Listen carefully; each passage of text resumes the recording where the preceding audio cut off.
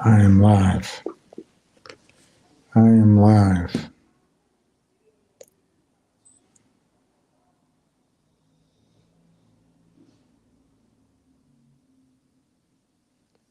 See if anybody wants to join.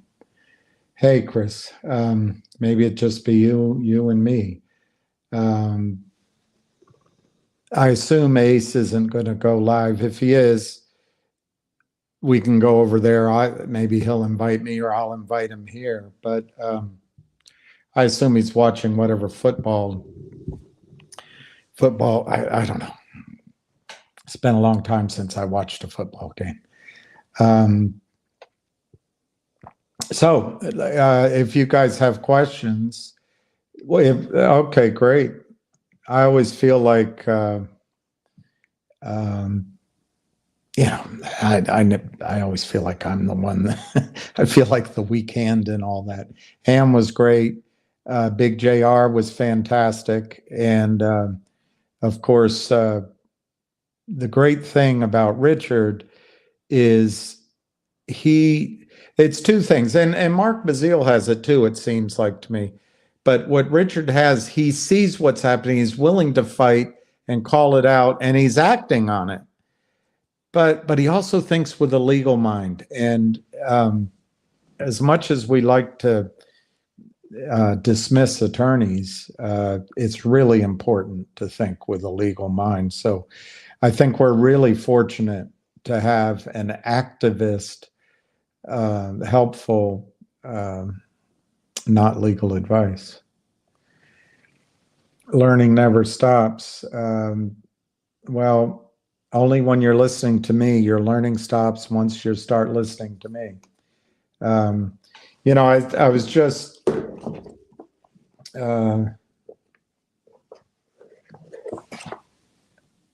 what are my thoughts about another manufactured, I assume, war and how it affects the bond market, oil, gold, and silver?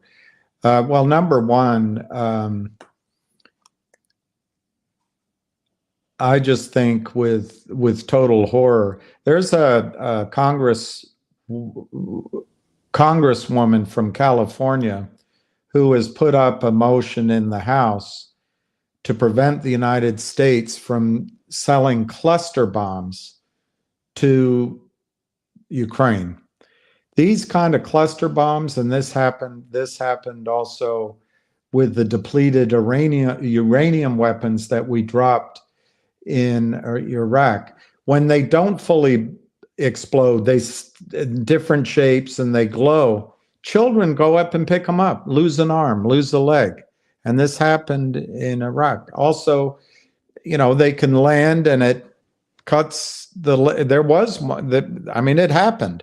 A teenage girl lost her leg.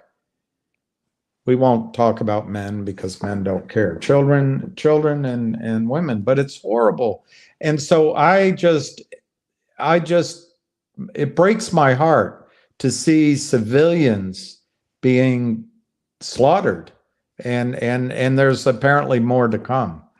But if we can just somehow make it a financial discussion, which is really hard to do, I expect the dollar will be strong. The bond market will be strong. I expect oil prices to be strong. Silver is suppressed primarily by JP Morgan, and I think that suppression will continue. I don't think China or Russia have enough gold. They want more. So as long as they are still accumulating, I think gold prices will stay down. But ocean sailing, the biggest question is, does war in a bigger way break out in the Middle East? And this is a penalty, whether you agree with one president or not. When you have a president who is aging in place, this happened to the Soviet Union, and I think Not Legal Advice will remember it, but there was Brezhnev, and then there was Konstienko. There were 3 or 4 right in a row. all doddering, falling all over. And when you just, it's a vacuum. And what happens in a vacuum? I don't think there'll be a lot of effect tomorrow, ocean sailing. But I think if Iran were to get involved in the battle, you're going to see oil prices easily $200 or $300 a barrel.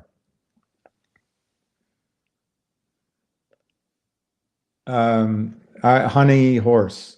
I have a question. How is finger short seas a play when there's only 5% interest? Well, thank you, Honey Horse. I guess you're new to the play. If that is your feeling, you shouldn't own finger, and I don't want to convince you out of it. There's a real short of 2.5 million shares. I mean, it's published, approximate number. So out of 52 million shares existing, your arithmetic might be correct. Out of the 22 or 24 million that's held at the DTCC, your number might be a little shy.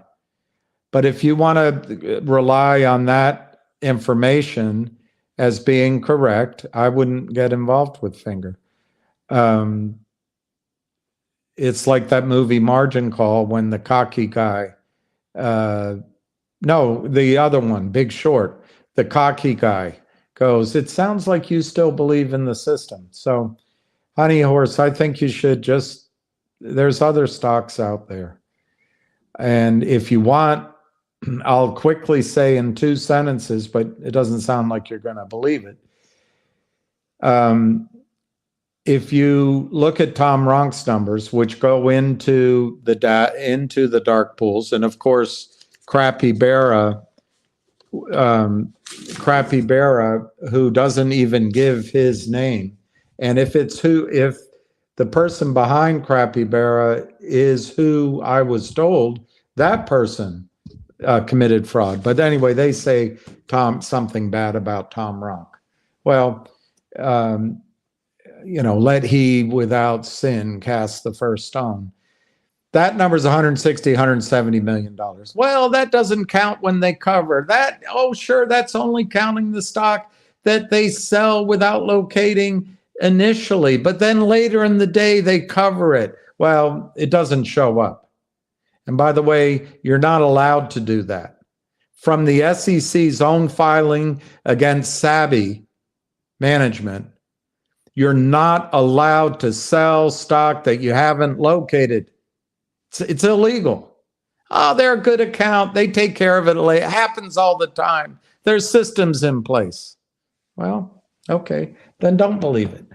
The other thing I'll say is if you've watched over the last several months or even this last week, and you're not going to believe it, but we know where somewhere between 15 and 22 million shares are. What is it, 15 or 22? I'd say we know where there's 18 million, and we suspect we know where the other 2 or 3 is. There's 22 or 24 million at the DTCC. None of the people close to it are lending their shares. They're not selling. Who wants to get $2.50 lower all in a rush? A trap short. And if you add up the volume over the last several weeks, where did that come from? But Honey Horse, if you want to see it in black and white, wait till it's over with, and it'll be on a headline of every newspaper in the country, at least in the business section. Then you can see it in black and white. You won't be able to benefit from it. Futures are down and still falling. Ocean sailing, well, maybe it will be bad, but I think futures will recover in the morning. The Fed will start buying. This is, look, Israel, I can't find it when I Google it. All I can find is the largest arms exporters. Israel is the fourth, from my memory, the fourth largest producer of arms in the world.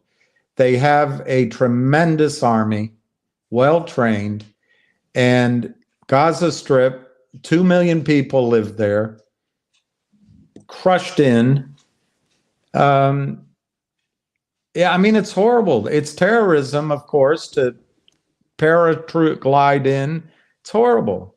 But I don't think the war, as it's being called, really has far-reaching implications into the financial markets. Now, if we attack Iran, or if the Saudis get upset with Iran, which doesn't, under the new Crown Prince, I think he's making overtures, and to Qatar even a little bit.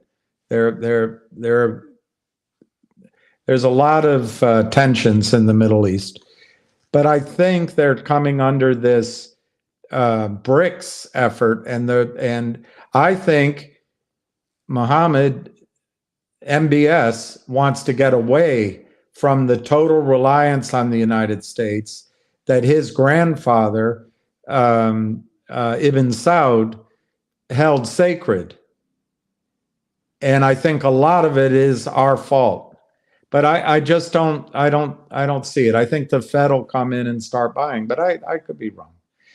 What's more scary, ocean sailing, and this was happening before this inexcusable attack, is the bond market.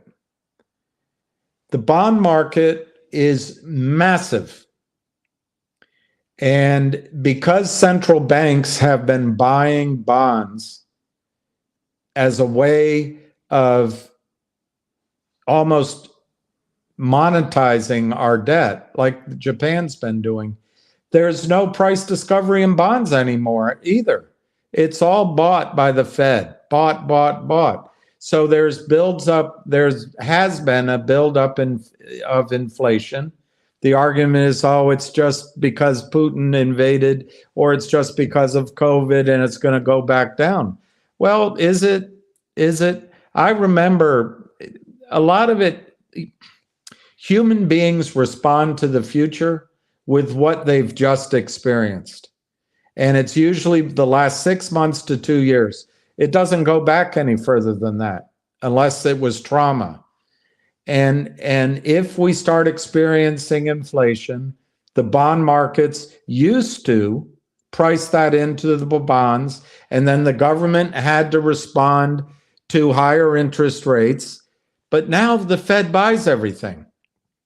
So ocean sailing, if the bond market tips over, and it could happen any day, again, I think the Fed is going to buy. The powers that be in the United States want to make sure that Joe Biden wins the Democratic national nomination.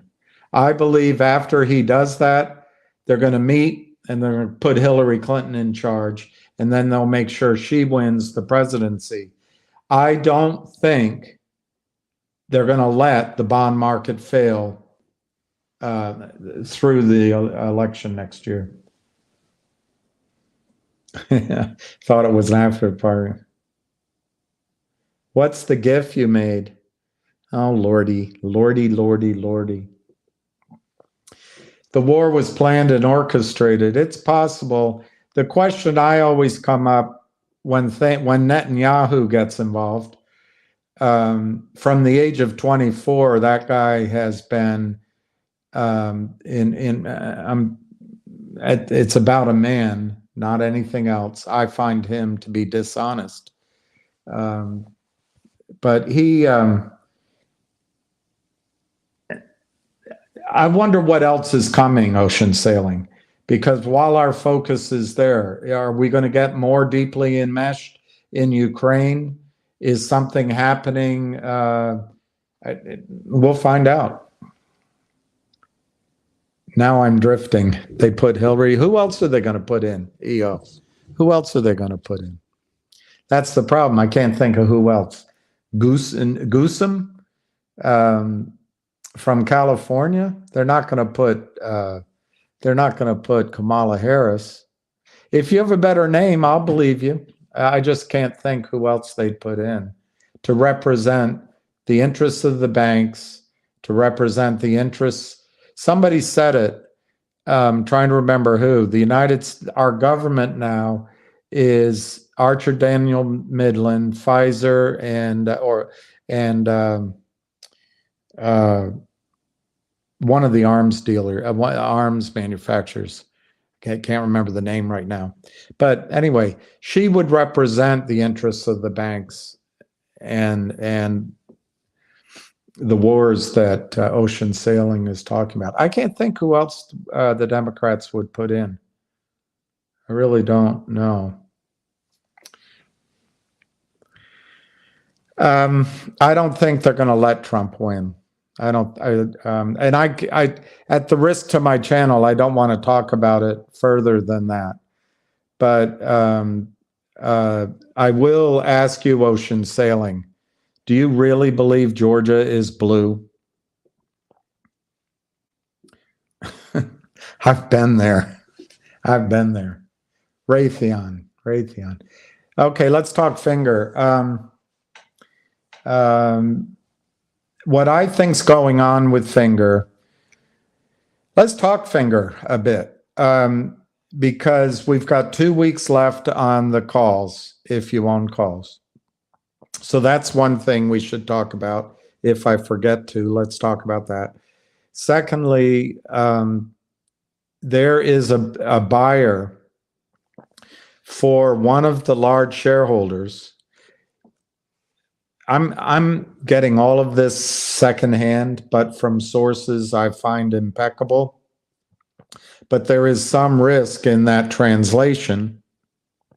I can't say to you, I heard it directly, but there's at least 2 large holders of stock who have been approached to have their stock purchased. What I heard, and I think it came out on this call with Ham, I'm going to be careful. I'm going to be careful in case I'm not supposed to say it. But Ham said it tonight. There's a proposal to buy a huge block of stock, something like 5 or 6 million shares, but maybe buy more above the market, and you heard me joking, but above the market. One of the people said, no, I'm buying more. And I think you heard Ham say that. There's one considering doing it, selling his shares at a massive price, and then taking that money and coming back and reestablishing his position. Either way, if it gets done or doesn't get done, in my experience, even if it's done off the, as a private transaction, it'll show up in the stock price. It won't solve the shorts problems. My second point on that, if they're calling around, and with the attack last week, they're desperate. What price tips them over? What price causes buy-ins? What price moves the computers from fighting to, we better buy? I don't know.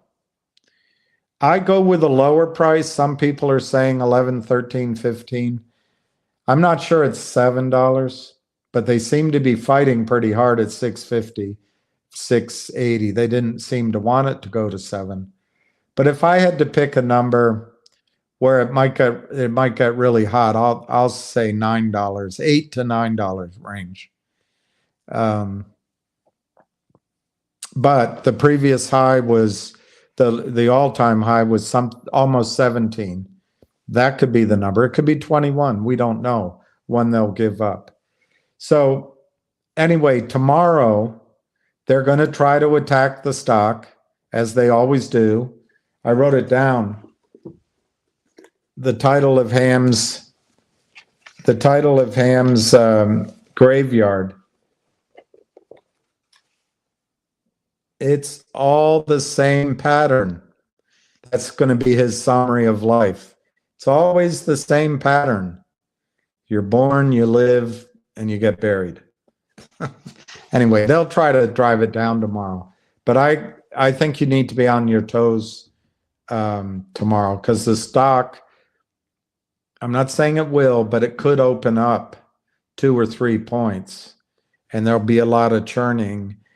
You know, it could easily open at 7, 8, 9, be $13 tomorrow. I'm not promising that. I'm just saying it could happen. The setup is there for a buy-in and a panic on the part of the shorts. So the thing on the calls, if you own calls, remember your experience last month, mine. Remember your experience the previous month, mine, and even the month prior to that. Try to take some money. I mean, if you own the 8s and the stock goes to 10, maybe the 8s are trading for $2.25. Maybe sell them and buy the 12s.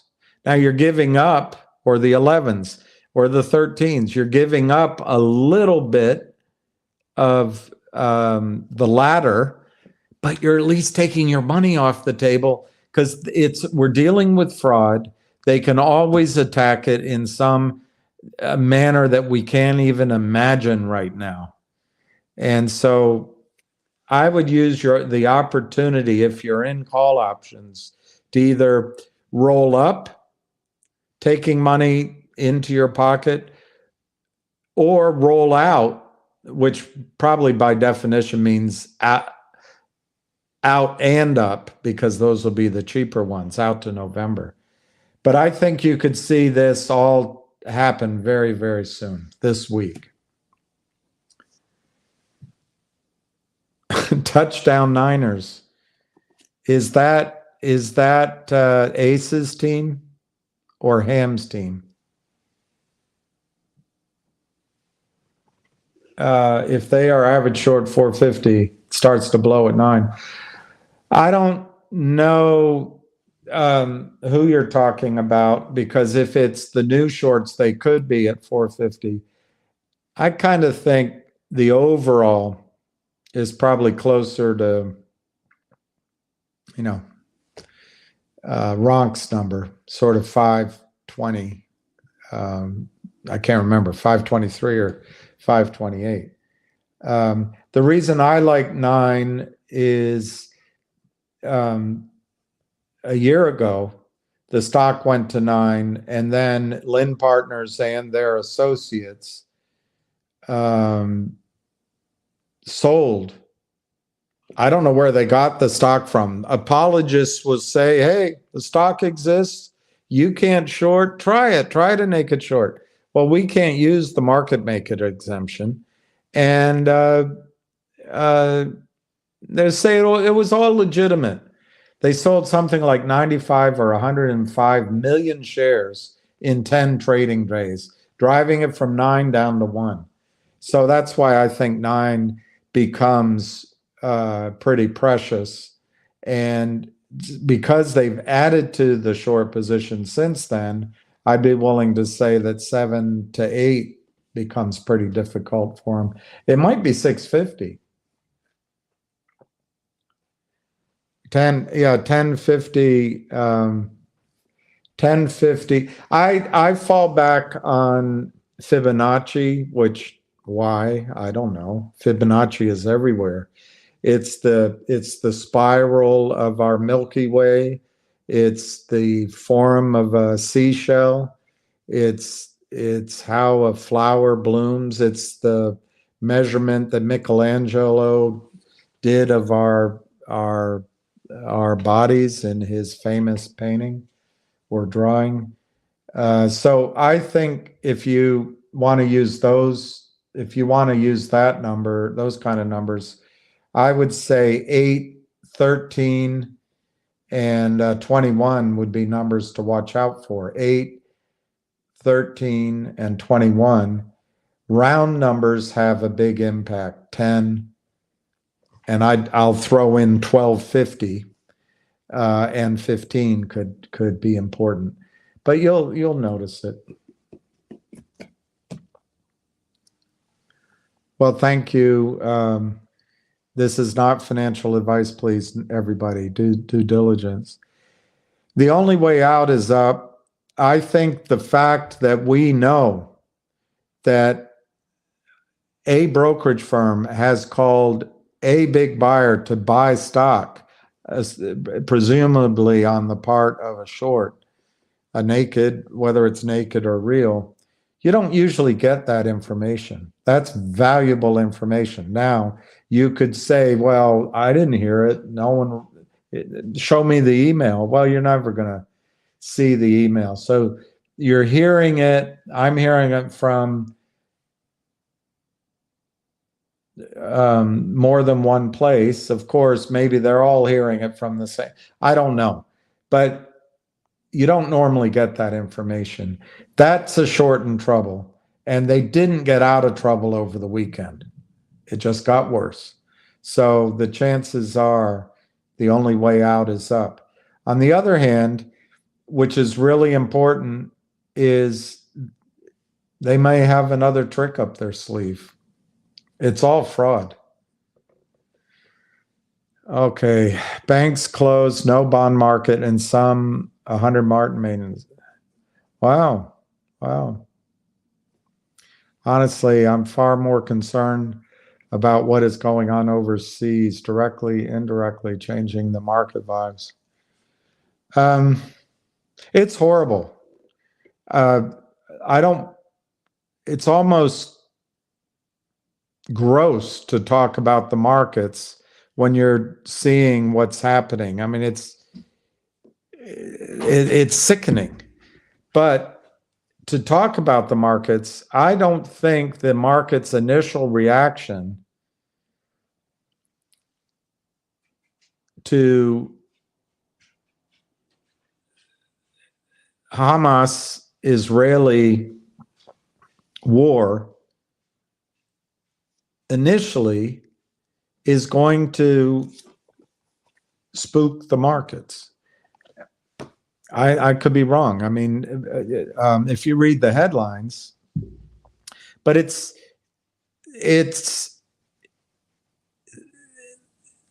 Israel is ready, and I don't think it's a case where they don't have enough armaments or ammunition. So I don't think the United States has to go out on the limb massively with money. We've got our aircraft carriers there. The thing to me to look out for is Iran. And by the way,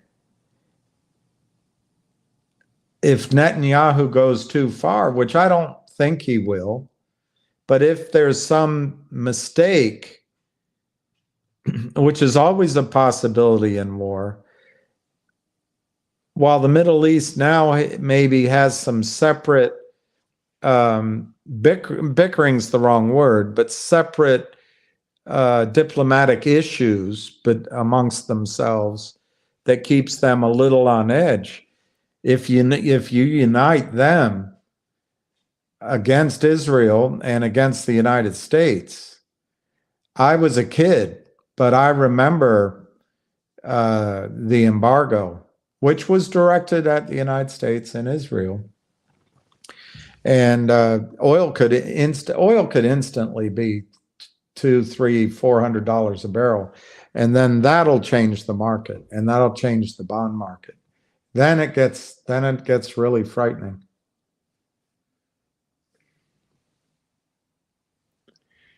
It's the unknown level of involvement from Iran, Iraq, etc. Yeah, we'll have to see. I don't think, as you know, that Iran and Iraq would join forces.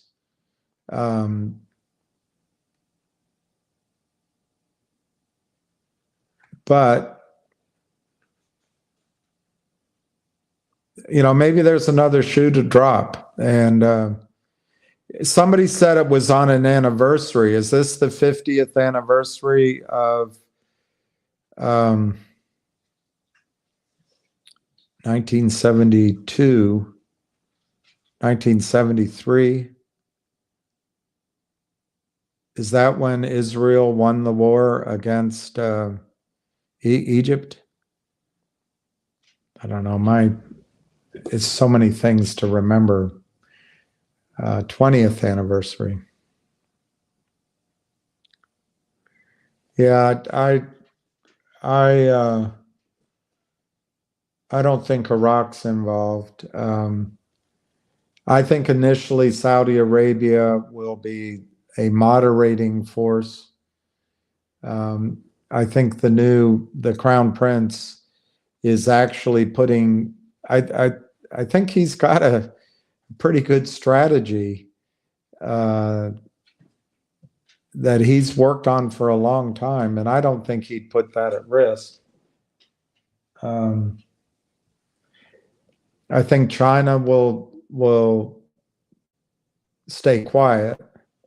I don't know what Russia would do. I don't think much. And I don't know who runs the White House. I think maybe Samantha Powers or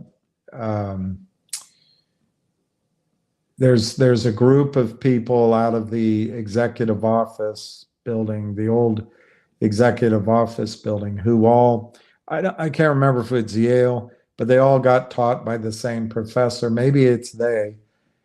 But I really think this will come down to what Victoria Nuland wants to do. And that's a frightening thing. That's a frightening thing. She is a war hawk. She's extraordinarily powerful.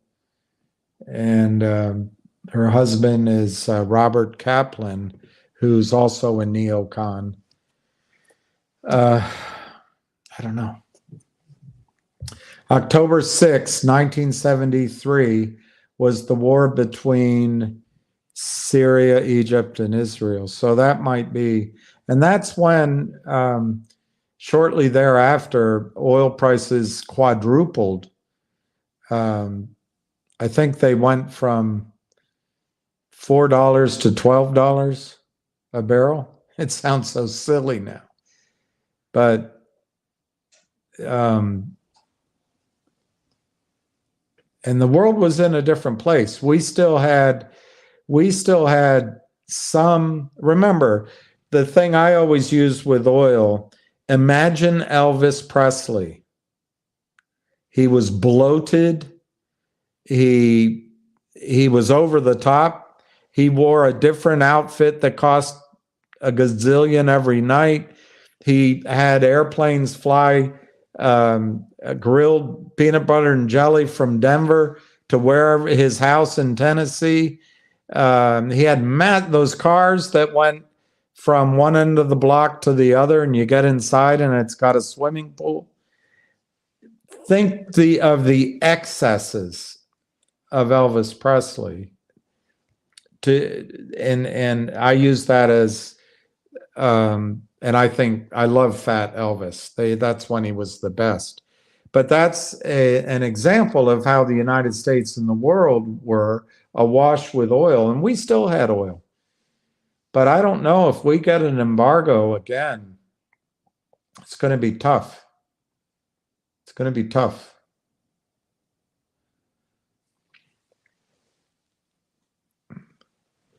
The Israelis were protesting against Netanyahu up to now. Well, Netanyahu, I don't know the specifics, but I think it's safe to say that he was losing his grip on power because of corruption. And I think one thing you can certainly argue is that Israel is a democracy and they have an excellent court system and an honest court system. So anyway.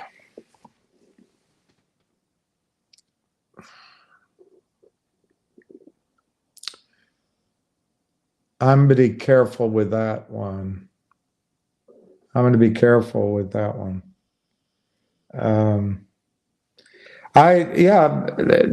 KYP, I'd split that sentence in half. I hope you're not saying he's planned this, but I think both parts of that sentence are possibly true. I mean, it's horrible. It's horrible. It's just horrible. Just anyway, let's talk about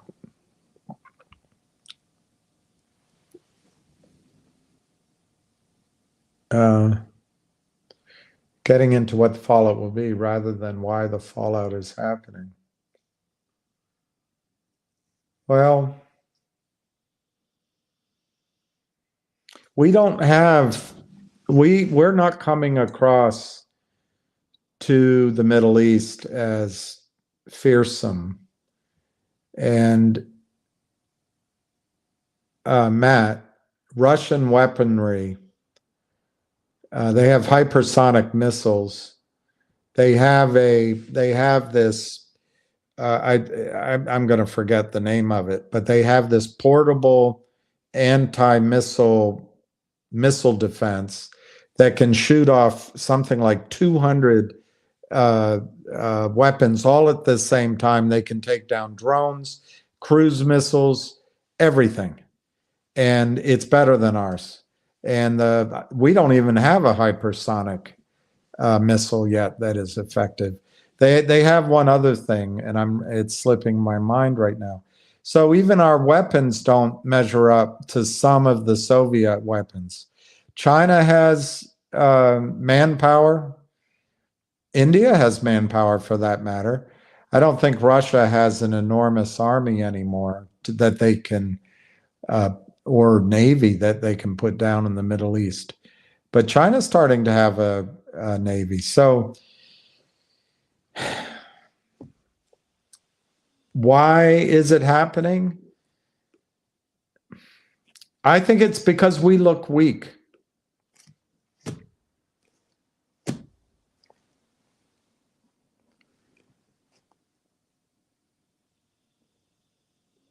Iron Dome was overwhelmed, which isn't good for Israel, but it's not good for us if the Russian system is better, which it may be.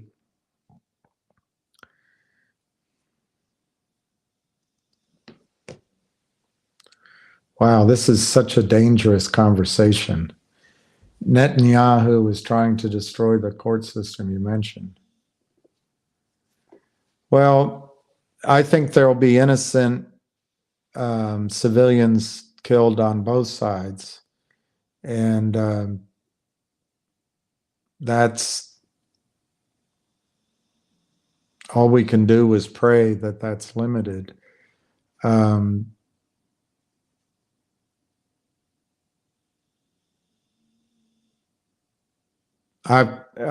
Spear, I just have to be careful what I talk about, but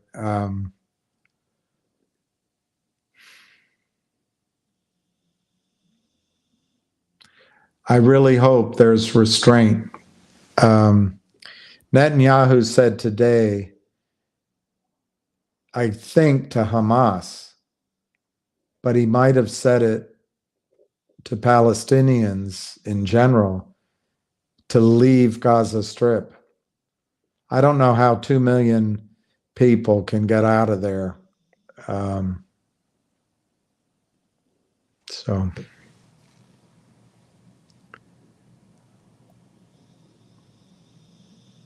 okay, I hope you're right. I hope you're right. That's 2000. Wow. Wow. It's terrible. Yeah, I think this is true. I think that is true. I think that is true, Joan. We also have some technologies which are different. So, and by the way, Joel, I've made my arguments with both my father before he passed away, and he thought I was all wet on that. Don't worry about it. We're the indispensable nation. And he would have known. And then one of my friends, equally in the topmost hallways of power, he told me, "Don't worry about it. Our systems are fine." I hope so.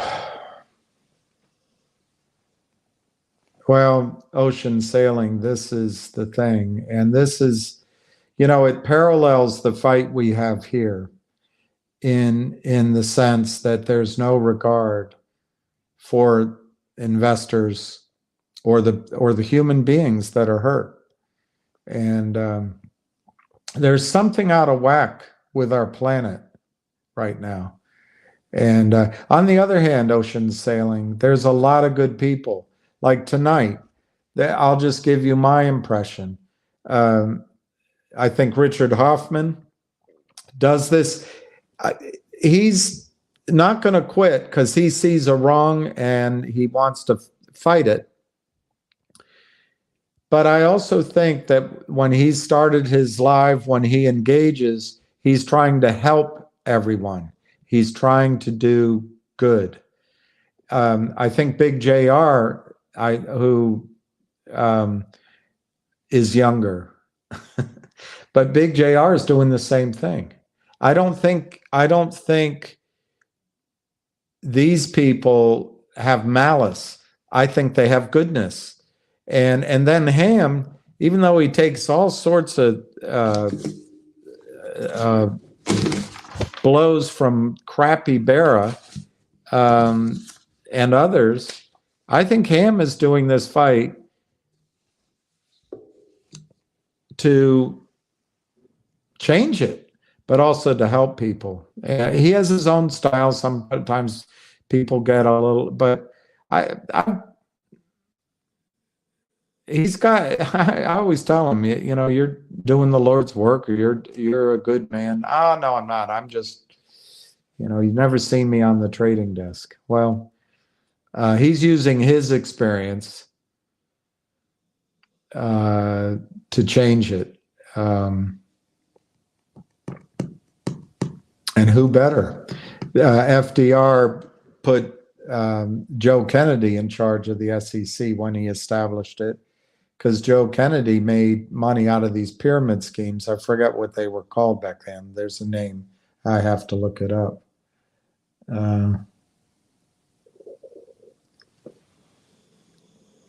I'm not going to read that out, but I highlighted it.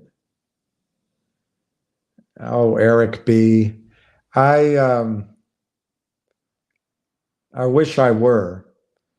I think and I wish I hadn't. I wish I had had some better effect earlier on in life. But whatever, what we each have is today. But tonight, I just gave credit where I think the three people deserve credit tonight. I think it's Richard Hoffman, Big JR, and Ham. And then in the background, you've got everybody, all of you, from Busy Brands to Anna, Queen of Trades, to everybody. I mean, it's incredible. So I feel privileged, or what's the word? I feel I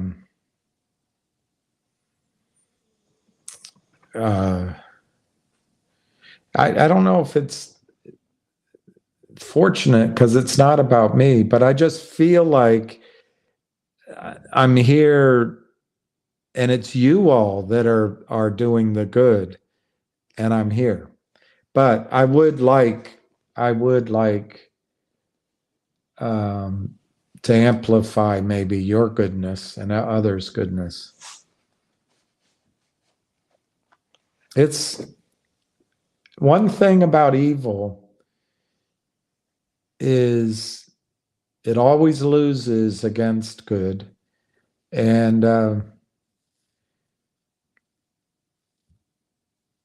little less formed thought on my part, because I can't remember where I read it right now. I'll remember it tonight. But these agendas that some of these people have that are captured by evil forces, remember, every human being has God's divinity in her, but people that are behaving in evil ways, they have to tell you about it. So if you're paying attention, they have to let you know before they act on it. That's my understanding. Talking about these big global things. I don't know about in personal life. I'm not talking about that. All right, Lance Underwood. Finger will be exciting this week. I'm excited. I'm nervous. I have some trepidation because they being the fraudsters, are powerful. They're powerful. And they have absolutely no fear. They sell without fear. They know Gary Gensler's going to do nothing. He's going to go after all the beautiful women that commit fraud, from Kim Kardashian to Lindsay Lohan, and I'm sure he'll find another one in the crypto space, but he's not going to do anything about over-the-counter stocks. So they know that. So they sell and they sell. It's always worked before. But what I think that that raid, or whatever you want to call it, last week, it was out in the open. It was so, and I guess you would argue they always are, but I would say the spotlight's on with MMTLP, with the constant pressure on Congress and in Twitter. So anyway, I think there was desperation shown last week, but I think it's been shown over the weeks building up to last week. So I think Finger should be exciting. Will Univest act? The S1 or 3,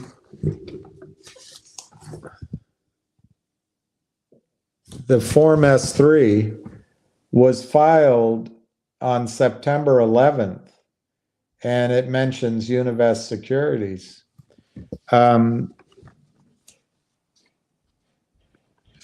That would imply to me that Univest was engaged at least 30 days prior to this, maybe 45.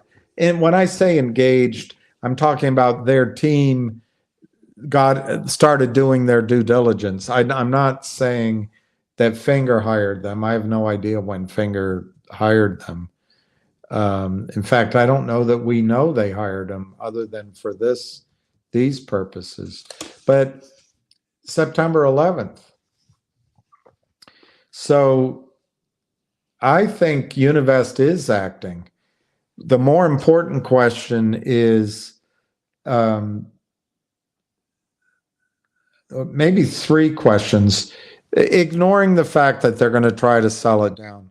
One is, whoever is offering to buy over 5 million shares, well above the market, is that group, are they going to stop? Have they solved their problem over the weekend? My answer is no, they haven't. Did they make a deal? Maybe, but does that solve the entirety of their problem? I doubt it. So that's number one. Number two, there's the real short, and all the hyena shorts that join in, the cowardly shorts that join in. They didn't seem to cover on Friday. So did they cover Monday? Did they get margin calls? Are they going to bring new cash in? There's that. And then What happens over the weekend? You know, you saw that video, that GIF on Ham where there's the shark like this? This is a battle now between Wall Street sharks and Wall Street shorts, you know, and we're just in the water next to them, or we're in the wave hoping that they create a big wave. It's not about us. So I don't know that we're waiting for Univest to act, as much as front runners. Look, whoever that person is buying, they told somebody, and over the weekend, Wall Street sharks might have gotten phone calls saying, "Hey," and they might be in the morning buying, and then the shorts have to fight everybody on Wall Street. All right, let's talk about Univest acting. I don't have any scoop on that, but if Univest is going to raise money under this 25 million, I would think if they do it as a public offering, I would think they would have to do it. This is going to disappoint you, but I would think they would have to do it after the earnings are announced. And Not Legal Advice said October 16th.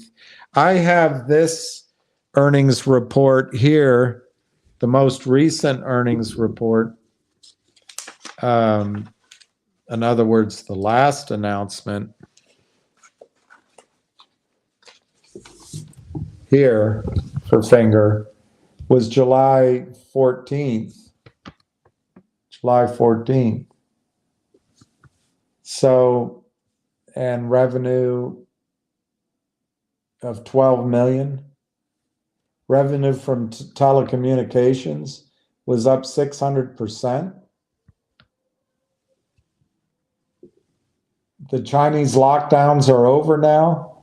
The company managed the quarter by focusing available resources to top up business. Now that China has opened up again, the company expects an upward trend in revenue growth and a rebound in its margins in the ensuing quarter. That's now. It's there. It's printed there. And these analysts from Crappy Barra, you know that Martin Shen, if Martin Shen says this, that he expects revenues growth and a rebound in margins in this quarter that's going to be announced now, he can go to jail if he's misleading you or committing fraud. These people at Crappy Barra, they don't go to jail because under Gary Gensler's sleepwalking oversight of the over-counter market, he doesn't care. He doesn't care. Just doesn't care. So anyway, I think if Univest does a public offering, they have to wait until after earnings. Just my opinion. So if Not Legal Advice's source is correct, maybe pre-market on October 16th. If my little view that it could technically 90 days is 2 days earlier than that, maybe you get it a little sooner. Maybe you get it on this Friday, the 13th. Let me just show you why I'm saying that. That was announced on the 14th. And the 16th is the Monday. But who's to say they couldn't announce it on the 13th? Maybe even the 12th, I guess. In parallel with Univest wanting to do some sort of public fundraising. I don't know. Safer to say that it'll be I would trust Not Legal Advice and say it'll be next Monday. So Univest acting on a public offering, I think would have to be next week. Would Univest act by telling their large institutional investors and their large wealthy family offices and high net worth investors? I think that's already happened, and those decisions may be coming to fruition now. My experience is in life is you got to tell the idea more than once, but I think that's already happened. I think it was Avid Trader. I know there was somebody else, small cap investing, that provided it to me prior to Avid Trader. But I believe Avid Trader did a Time Life video on other companies which Univest has been associated with, like TOP, that had squeezes. Well, my experience never at the level of Univest, $150 billion, is if you start having a track record that every stock you call your high net worth investors on is working, or the preponderance are working, when you give them a call again, it usually is to good effect. So that may be coming in tomorrow. So maybe it's not Univest herself. It might be some of their investors.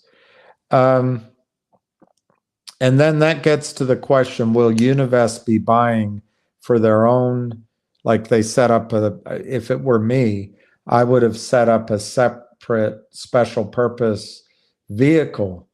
Call it the Univest Finger Motion Acquisition Fund 2023. Why would I do it that way? So that I could charge 2%, 220 maybe, 2%, and that got 20% of the profits. And that might be going on. And that would be separate. They wouldn't have to wait for earnings then. They've already done the due diligence. They'd be investing for their own account or their own investment fund, and they wouldn't have to wait for earnings. So that could come in this week. All in all, Lance Underwood, it could be a dramatic day tomorrow. There could be a lot of buying tomorrow. Or it just turns around, and maybe it's Tuesday, maybe it's Wednesday. Can you walk me through how Univest will roll in creating short squeezes? Do they buy stocks? I don't know what they do. I have been told something in confidence, which if you read Twitter, another gentleman probably told in confidence, put out there. And so I don't really want to talk about it. But I would imagine, Honey Horse, that if shorts gang up, they do these reports, they start selling shares that don't exist in multiple accounts, they hire real shorts to sell, they maybe sell from Germany shares, they hit it all at once. Maybe they use computers, maybe it's human beings, maybe it's both, but they just assault the mountain, the fort, all at once. My guess is Univest at some point does that same thing. I would also assume that once Univest has built up their own internal momentum, they're not going to stop, because as soon as they stop, the criminals will keep. I mean, that's the basic thing here. I believe the evidence shows in the performance of hundreds, if not thousands of stocks, that there are malefactors out there selling stock that does not exist in the hundreds of millions, if not billions, trillions of dollars. And so if Univest just decides, well, let's not keep going to the final conclusion, meaning some sort of uplift, the stock could come under real pressure. So I expect that what Univest does, they've done before. I don't know the strategery, but I think it's applying constant professional buying pressure, and in a size that Lynn Partners has never had to fight before, and possibly their pretend Lynn Partners is a front for apparently 4 accounts that are short sellers. Jeff Easton admitted that one might be. I bet all 4 are. And that was third hand. I don't speak to Jeff Easton. But depending on how big these guys are, they may not have seen buying coming in the volumes and from all sources, not just from Univest, but from all of Univest's contacts. So I think it's going to be steady buying in volume that does not get scared of these criminals. And then they know they have to get the stock price above certain levels, and then it's taken out of the criminals' hands. Even the criminals have to give up the ghost. And you can debate who is actually doing the selling. Is it Citadel or is it SAC? I doubt it. Maybe there's a bigger player there, but remember one thing, honey horse.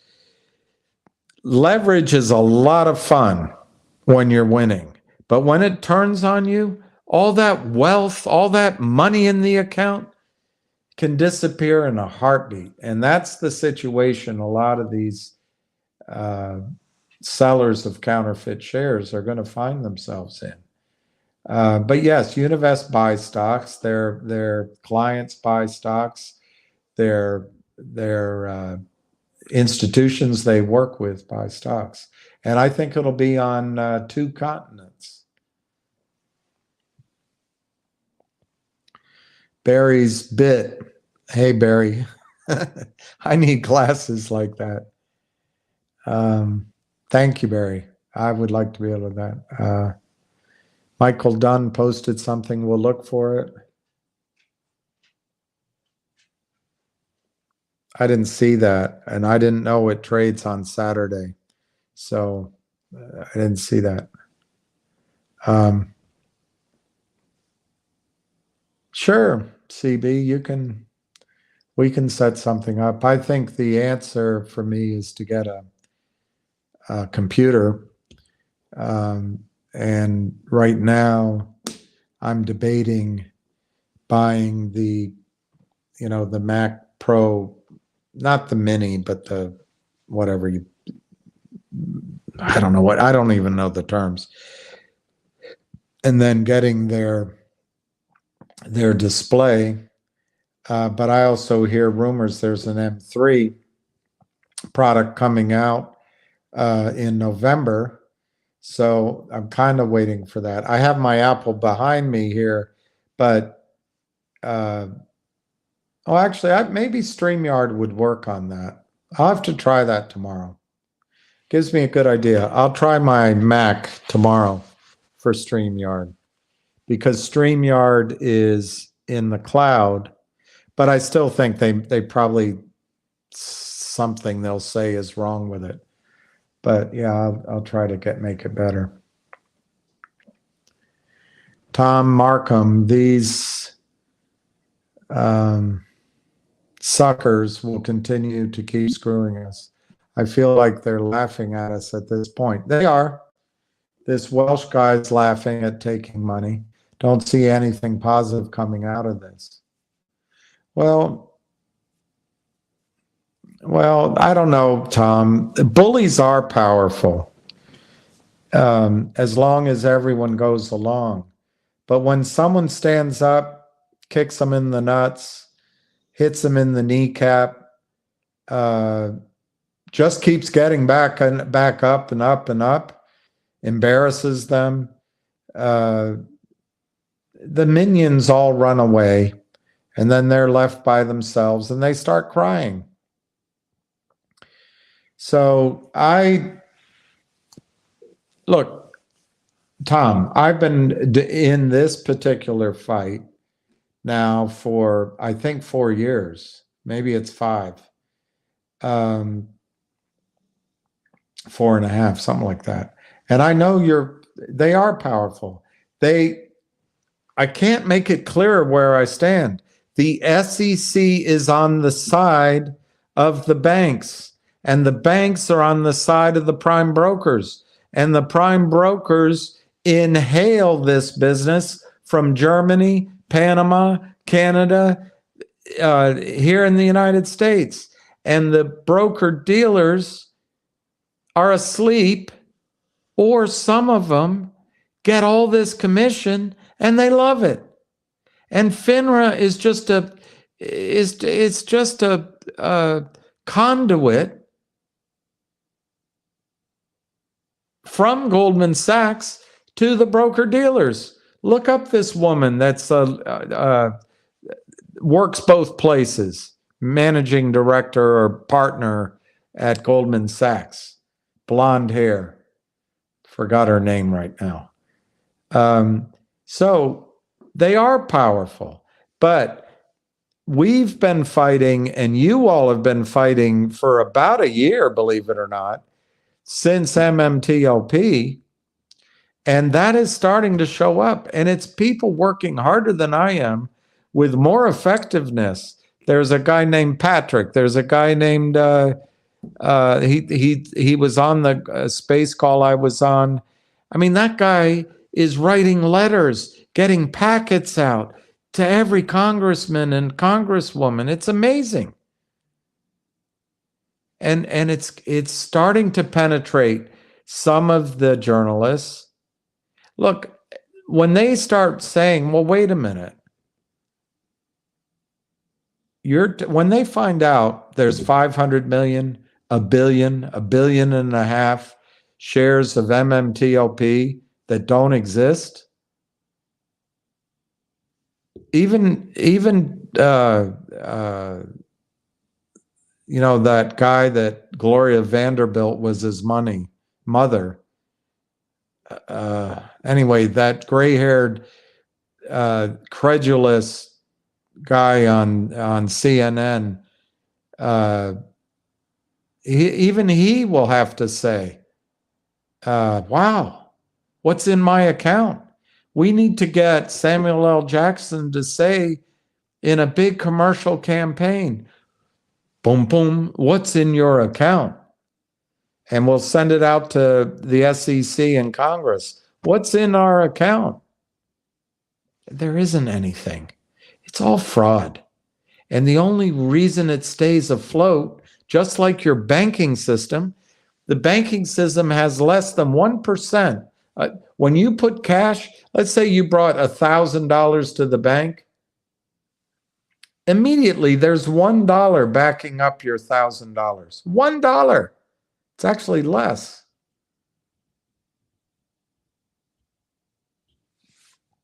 But we still trust it. Why?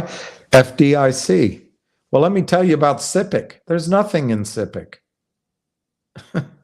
And what's behind the FDIC? Which barely has enough money either. First, the brokerage firms. But if they get in trouble, the U.S. Treasury. How many more times can our government just say, well, let's send more money here. Let's forgive that. Let's do that without having an impact on everything, our dollar, on inflation, on interest rates? Tom Markham. Will I ever see my MMTL money? just so depressed by the just feeling more down than normal. Well, Tom, please don't feel down. Look, there's nights I can't sleep. And last week, I hope it doesn't happen again this week, but last week, a little bit too much information, but I listened to Larry King. I used to listen to him all night, read his books years ago when radio was the only place. And I never forget his advice. He said, when you don't know what to say, just tell it as it is. Just tell it. I mean, don't. So, Tom, last week, and it's not the first time that I've experienced this, but last week I was suffering from the pain of depression. As I look back over my life, and I had a shrink once tell me that he didn't think I was always depressed. I just sometimes had episodes.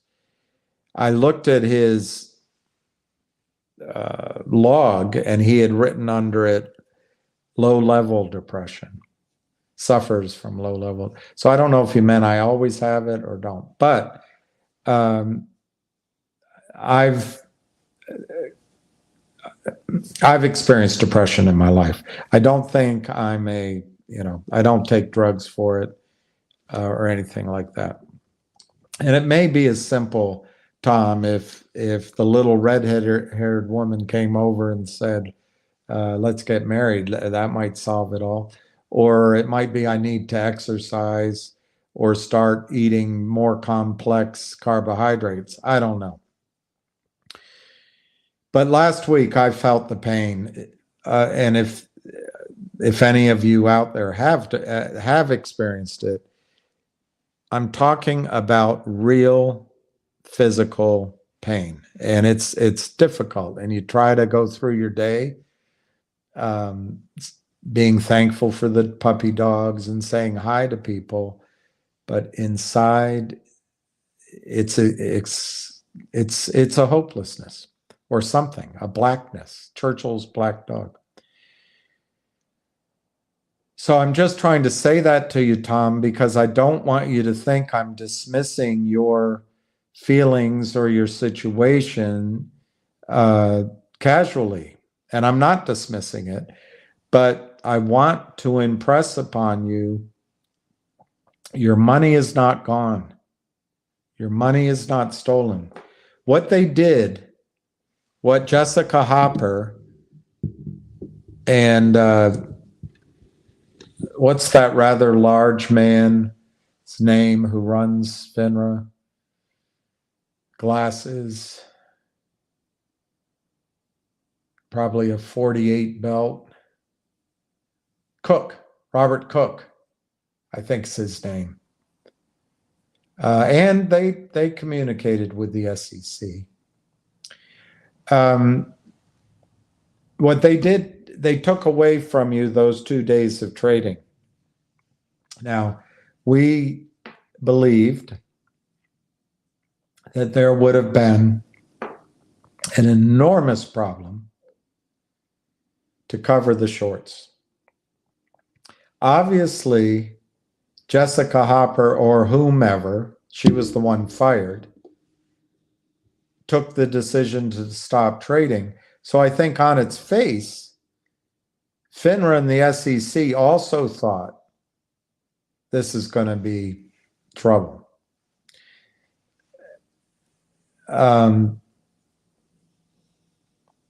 I suppose any attorney would tell you, well, you can't prove it.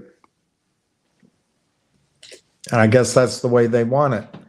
They didn't want us to prove it. So that's what you lost, Tom. You lost the 2 days trading. You lost getting your money back on Friday, well, trade date, Friday the 9th, and trade date, Monday the 12th of December. But I don't know where to I don't know where to Google it and find it quickly. And I suppose if I did research, I could find it.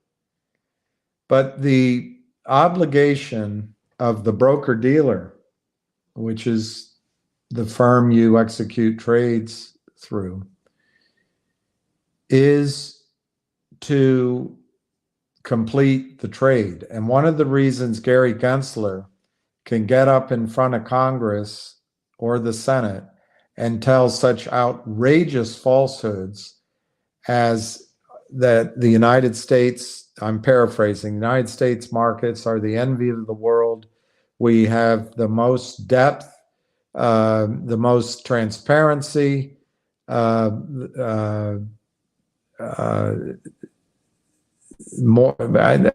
all the compliments. I can't think of everything right now, but that we have the regulations, the oversight, and basically,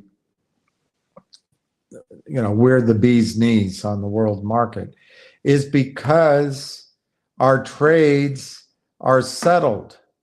Now you're going to say, wait a minute, you're saying this trade wasn't settled. What I'm talking about, Tom, is slowly over the last couple of decades,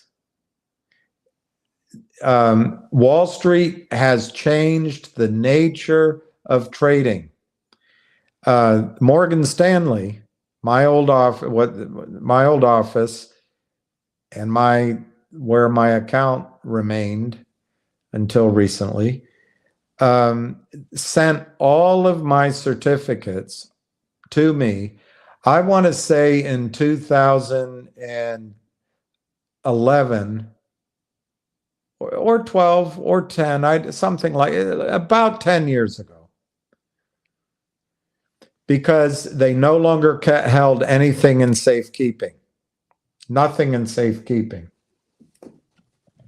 So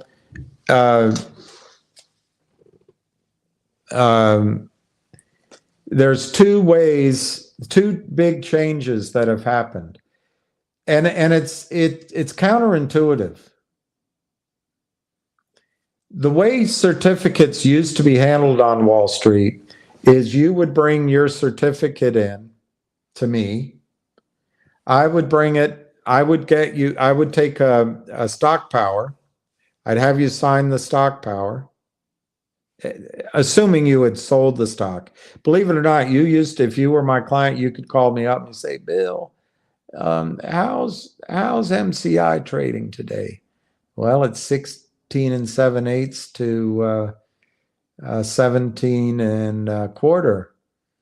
Well, you think I should sell it? Well, I don't know if you should sell it. Well, what do you think? Well, and I'd open this little book and I'd pontificate I could quickly say the earnings for the last year, and I could look at the projections, and I could look at a little comment, and I could say something. But Merrill Lynch doesn't follow it, so I really can't get what would you like to do? Well, I think I'm going to sell it. Okay. How many shares do you have? Well, I have 1,500. Are they in your name? Yes, they're in my name. Do you have them with you? Yes, I do. Okay, I will sell 1,500 shares at, I suggest we put it in at the bid at 16 7/8, unsolicited, and let me put that in, and I'll call you back if it goes off. I'd write the ticket, I'd read it, I'd walk up to the pneumatic tube, and I'd get the tube, and I'd read it again, and then I'd get the tube and just probably maybe even check it one more time. I'd put it in the tube and go back to the wire room. And then my phone would ring, and I'd be talking to I'd be watching the Quotron, but something else. And then sometimes, not always, it would come out across the speaker. AE 6969, check your tube station, AE 6969, and I'd get up, shoom, and there it'd be. I'd open it up, I'd have a fill. It'd be a white piece of paper stapled to the pink copy of the ticket I deposited. I'd call my client. I say, you got 1,000 off at 16 and 7/8 and 500 off at 17. Oh, that's wonderful news. And you have 5 days to bring it in. So you can either mail it, well, could I bring it in? Do you have time to see me? Sure. When do you want to bring it in? How about I come in tomorrow at 10:30? That'd be great. I'll be here. Just ask at the desk. And then the client will come in, sit at my desk, get them to sign a stock power. I wouldn't have them sign the certificate because if they screw it up, Nightmare City, stock power. And I'd bring it back to the wire, shake hands, thank you, blah, blah, blah, blah. We'll mail you the check. Thanks, everything. How's the wife? How's the kids? And then I would bring the certificate back to the I'm trying to remember where it was at Merrill Lynch.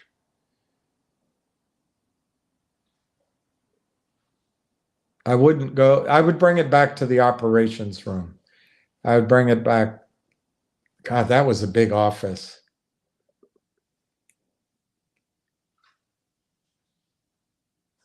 Yeah, I'd go back through to the side to the operations room. I'd deposit the certificates. Later in the day or the next morning in my mailbox, I'd get a receipt that the certificate was received. That's how Wall Street used to act, physical certificates. Now, if you wanted to trade margin, that was called type 1. If you wanted to trade margin, type 2, you had to move the shares to type 2. But you had to sign an agreement to be on margin. Well, now Wall Street, everything's in street name. Everything is in street name. I'm looking for my certificate. I guess it's over there. But if you make the mistake of having a certificate out of the system, number one, as you're finding out with MMTLP to AST, costs you money to move over. Then later on, if you're sitting with a certificate 5 years from now and the stock's trading, to get back in, oh my gosh, there isn't any firm. There's no transfer agent. There's no firm that'll take it. It's different in MMTLP because the big boys are going to make sure that AST always takes your certificate. But I'm talking in the general world, I have some shares. I have 30,000 shares. It was 300,000 shares of a silver company I invested in. They are under all the same tax.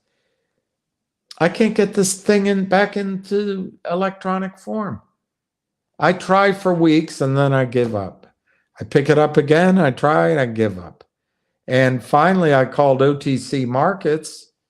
I gave them a piece of my mind.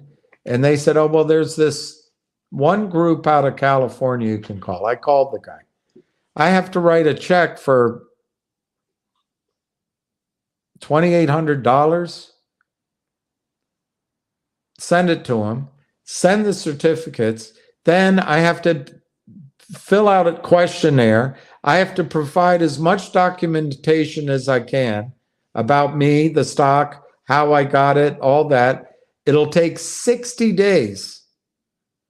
60 days for him to do his due diligence. And then once he can put it in the account, I have to trade it through him, which I know means that he will get me a price probably 20 or 25% below the best bid, and I got to be happy with it. The point is, Tom, Wall Street has set it up And I've said this so many times. No one else I've heard say it. So if you think it's a kooky idea, I'm the kook. But just like your banking system, where you put $1,000 into it and there's 1,000 backing it up, that's called fractional reserve banking. And the reason they get away with it, your account at Chase Manhattan says Tom Markham on top, shows the deposit of $1,000, and it sits there for 3 weeks. And then you have a card or you have a check. You need to write a check to your dentist for $750. You write a check, and it's cashed. But the fact is, well, no one knows for sure, but conceptually, $999 of that $1,000 don't exist. But the system continues to work. We don't have bank runs anymore. Fractional reserve banking used to cause bank runs because people, you saw the movie, the Christmas movie with Jimmy Stewart. Well, Jim, your money's not in the bank. Your $200 is in Molly's home, and Ed, your $500, I don't have it at the bank. It's in Ed's business. And Joe, your money, I don't have it here. It went to Molly Marie's farm. And so you've just got to wait.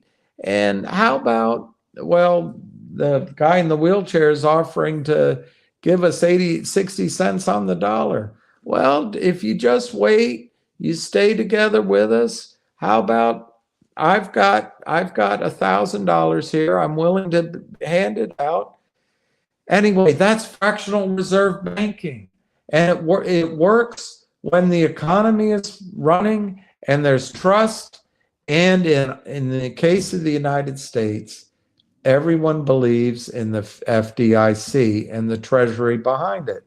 The bank out in California, with all the Democrats and the Sharon Stone lost all of her money, and everyone on the board, except for one guy, barely had any background in banking. Everyone on the board was woke, and the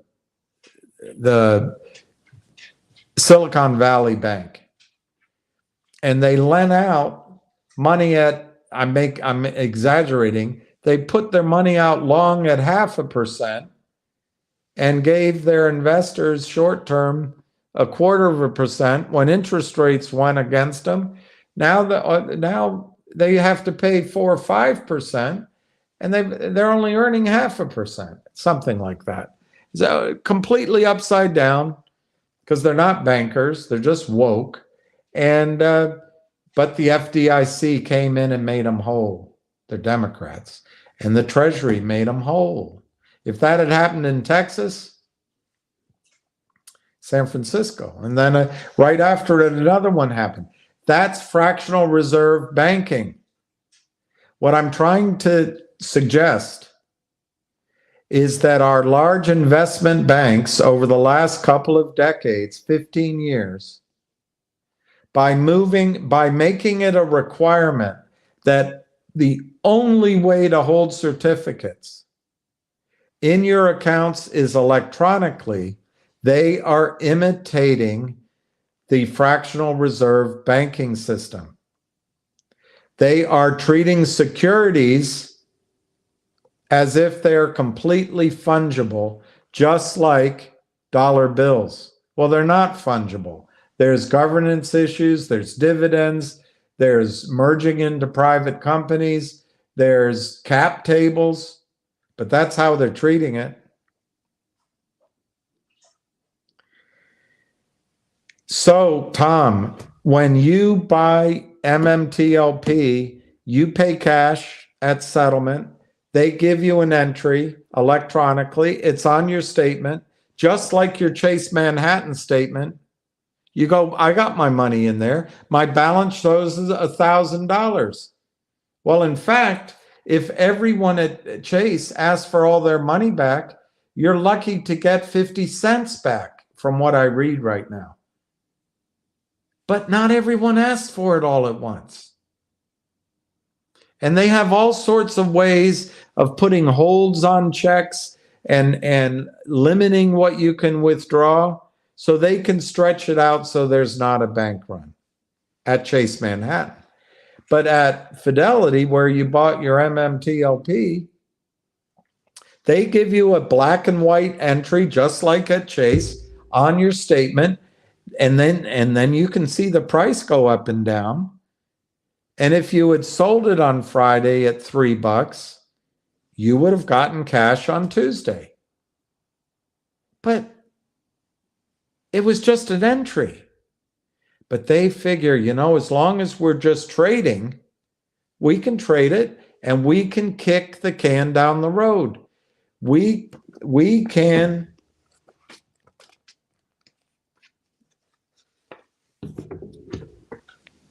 their rules allow them to credit their members with an entitlement for undelivered shares, which allows their members to credit the account representing the buying investor in a failed trade.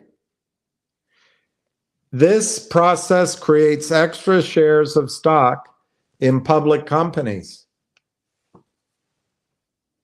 I'm not making it up. So what happened with the MMTLP, Tom, is they stopped trading. If Nextbridge were a public company right now, you'd have your shares and you could trade them, but it would still just be a black and white entry. You would just have an electric entry. Now, in the case of MMTLP, I believe, and I have no basis for it, I have no way to prove it. I need a piece of paper.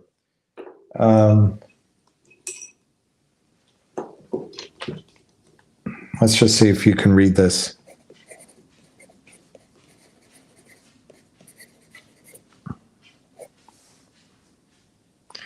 Let me multiply it out.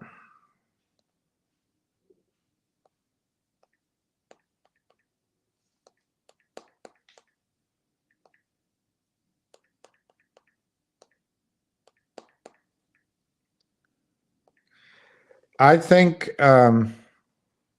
in the case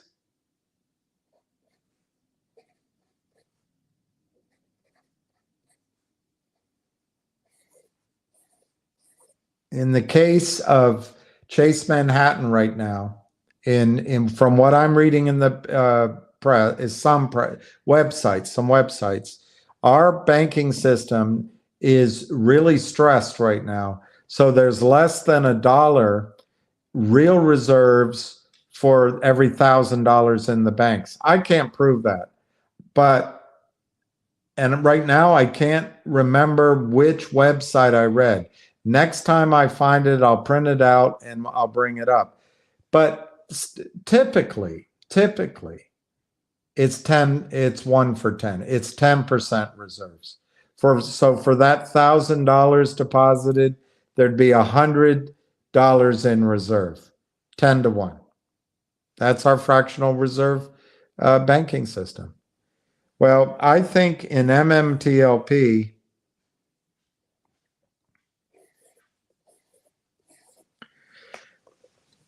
for every 10 shares out there, there's 1 share. Maybe it's every 4 shares out there. Maybe it's every 6. Somewhere between $500 million and 1.5 billion shares, in my estimate, were counterfeited. Now, Tom, the reason Jessica Hopper or whoever it was at FINRA said, well, it's simple. Just move the shares over to the new company, is in the public markets, FINRA, SEC, Goldman Sachs, your broker-dealer, all except failed to deliver as a course of action. They accept it as normal. Why? Because even if MMTLP, let me take the 10 to 1. Even if for every one share that's real, there's 10 fake ones. When you go to sell it, there's a bid in the ask. You sell it. If they haven't located it, they call up this other side of the trade, the prime broker, say, hey, you were going to deliver. Where are they? If they don't have it, they pay you out anyway. And then in the back office, they communicate back and forth. Well, the prime broker's on alert now. This failed to deliver, which keeps getting rolled over and rolled over and rolled over. I've got to deliver now. So that prime broker calls Lynn Partner's client and says, hey, what's up, pal? If you don't bring that in, we're going to buy it in. But you know, I don't know how many shares you have, but maybe it's 10,000 shares that were sold. In comparison to, I'm making up a number, 1 billion shares out there, it's barely a blip. And so they settle the trade with you with cash at T plus 3. Now I think it's down to T plus 1. If they still haven't located the real shares, that behind the curtain, behind the in the kitchen, you don't see what they're doing. The chef, you know, I used to work as a waiter. If someone said this roast beef, it's too rare, I'd bring it back to the chef, and he would literally take my plate, turn the roast beef over, just flip it over and pour more sauce, and I'd have to bring the same one back out. You don't see what goes on in the kitchen. You don't see what's happening behind the scenes at the prime broker and the broker dealers. You get your cash. So as far as you think it's working. I sold my stock, I got my cash. I buy stock, there's an entry. What happened with MMTLP is if it's 1 for 10, I don't know, we're trying to find out. So for every one share that exists, there's 10 fake shares, every one share. So there, you know, I'm saying maybe there's 1.5 billion fake shares. I don't know. I've heard all sorts of numbers. They stop trading. The shorts are trapped. You're trapped. But you have to remember something, Tom. You couldn't, what Wall Street owed you, what they owed you was 2 days of trading, which is gone. It's never coming back. And it is a mistake to ask for it back. You'll be robbed from again, stolen from again. And then you'll have nothing. Or shares of Nextbridge.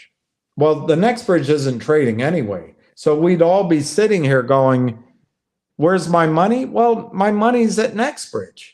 My money's in a private company.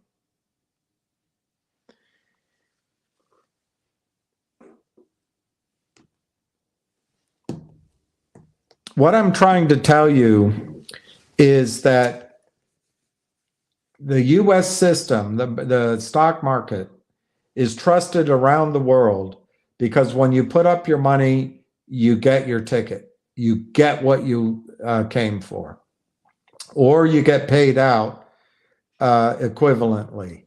What's happening here is it's a private company.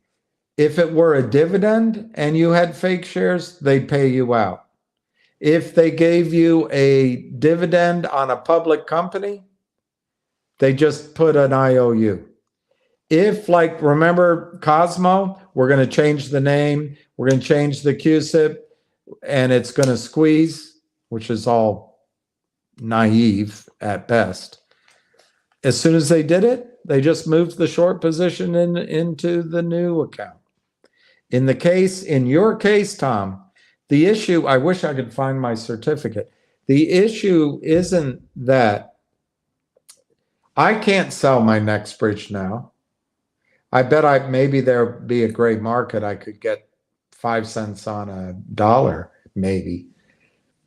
The issue right now, Tom, is you want your certificate or the value of that certificate. That's what you want right now. You want the 1-for-1 share or recompense that's equivalent to what that share should be worth to you. Maybe pain and suffering, maybe legal fees, maybe more if a good lawyer can get it. Well,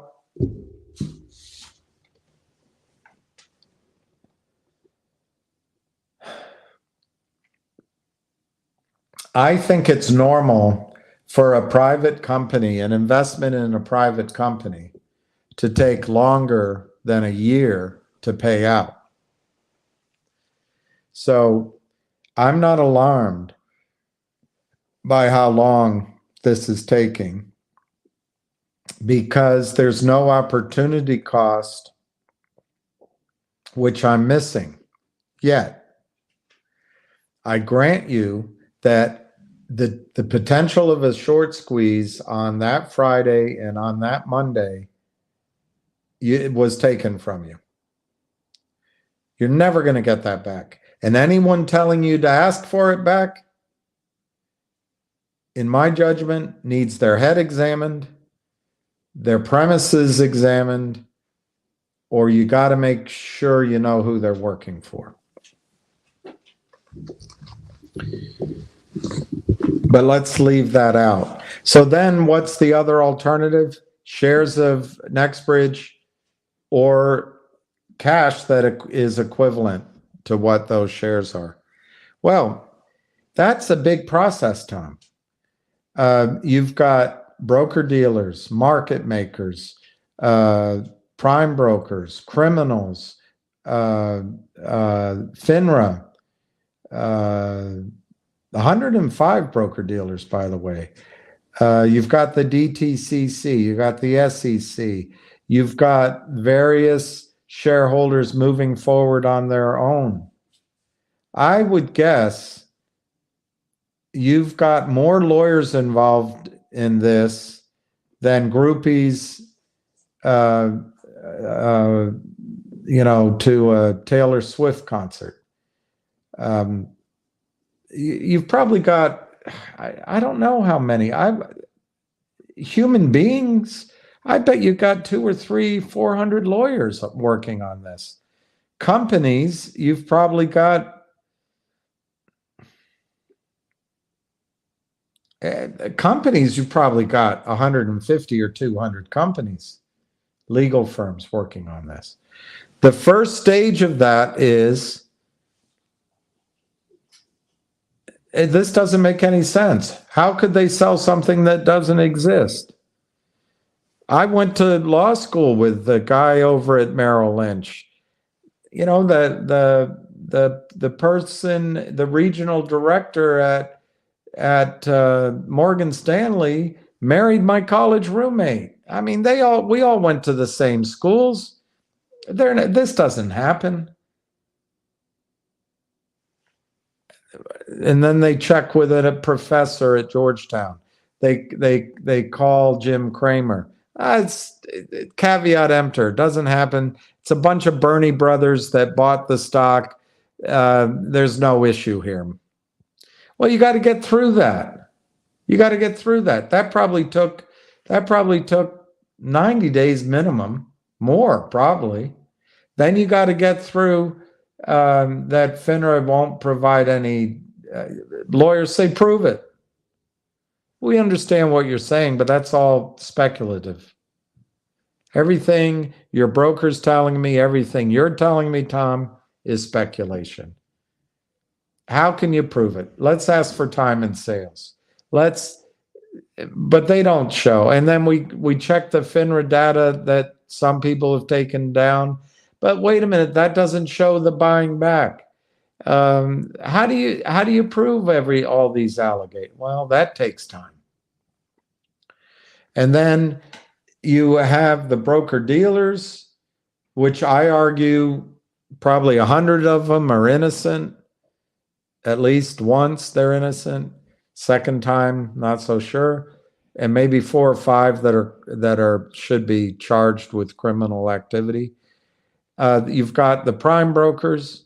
Their lawyers come in and they're the best in the world, and they try to snowball the other lawyers. There's no problem here, and that takes a while. But Tom, what's happened and what is on your side, and it cannot be discounted. You've got 5 extremely wealthy men, or soon to be extremely wealthy men, who are fighting the same battle you're fighting. Exact same battle. And they have powerful attorneys. And they won't quit. They own Nextbridge, they own MMTLP, and they're fighting. They're not going to make a settlement, Tom, without looking out for you or me or everyone else on this list. That's ongoing. That's ongoing. So you can worry, you can stress out. And I admit that I've admitted to you that I go through very painful nights and days. But the 2 days of trading disappeared. They're never coming back. And in my judgment, you never want them back. Why would you be raped by some pervert next door and then ask to go back to their living room for 2 days? I don't, just leave that off. So now we're in a private company, which is going to pay off someday. But what our issue is, what you're worried about, well, what if, and I'm in it, I'm in the boat too. I transferred some of my stock to AST, one of my accounts, and I paid way too much. I left. Why? One of the reasons is to go through the experience so I see what happens. But they have to reconcile those trades. I think it's going to be over $1,000 a share. But let's not go through that. I already feel like I'm going on too long. My point is, it's a normal process for 200 attorneys to make filings and letters and phone calls to first let each other know they went to Harvard, or I went to wherever, and I did this in this case, and oh, this and this was my client, and oh, what back in '08 I had a case where the same case, and we won it on this and this, and oh, it's Judge so and so. I know Judge so and so, and oh, I clerked for. You got to do all that crap. And then they have to prove how smart they are to each other. Oh, this is a 531 issue. Well, no, it's not. This is a 228, and I'm gonna. And they go through all of that, and then they go to judges, and then how do they get paid? And then they've got to collect proof. They've hired West, they've hired Sharon Tell, but they need proof. They can't seem to get discovery. And then they get judges who really shouldn't be judges, and other judges that never have heard of what a naked short sale is. And the whole thing turns into a slow-moving caravan wandering westward And you wonder if they're ever going to get to the Pacific Ocean. But they eventually will. They eventually will. But that's the legal side. Meanwhile, Tom, you've got these powerful oil men / financial men who were burned by the shorts at Torchlight, burned by the shorts at MMAT, burned by the shorts at MMTLP. They are now moving Nextbridge forward. These are the guys that were the original money to this project, which Gary Gensler's system destroyed. They're moving forward. I just did a calculation back of the envelope using $15 for the oil in the ground. Deals used to get done much higher than that. I raised my price to $15 to account for the fact that it was 3.2 billion instead of 4 or 5 billion barrels of oil. I used a lower number, but also to account for the fact that since you made your investment, I'm using extreme numbers. Oil's gone from $35 to $100. It wasn't 35 and it's not 100, but that was the perception of oil back then. It could go back down to 25. The perception of oil now is it could go to 100 or 150.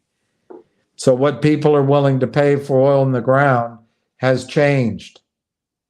Exxon, I don't know if they've actually bought Pioneer, but I think they're in the last stages of buying Pioneer. There's cycles in the oil business.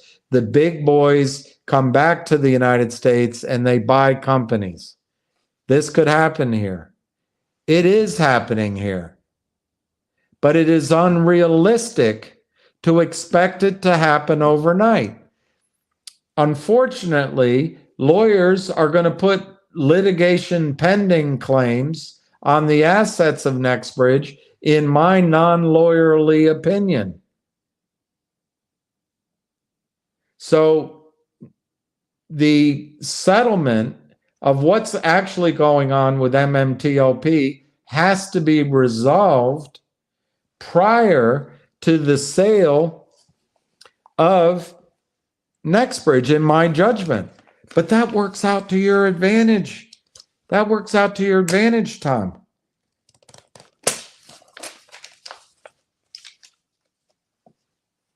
I don't have... I'm going to use the truncated S-curve.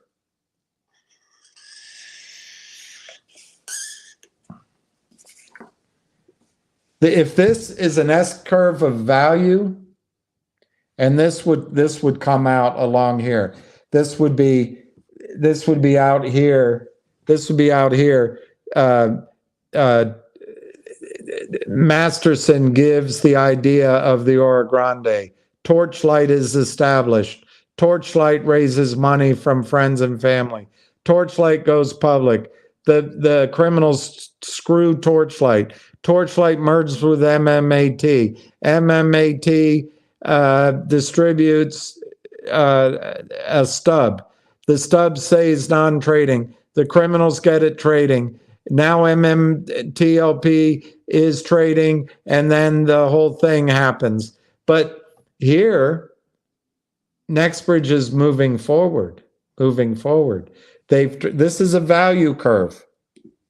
This is, let's call it, well, I don't know what all the capital that's gone in, but an unknown number right now. But we know that the stock price got down to $3, and here it is. It's starting to move. What's changing? They drilled 5 wells 2 years ago, drilled 5 wells last year, drilled a little bit more here. They've established a camp at the Hueco to drill the Hueco formation. They bought 100% of the project. Slowly,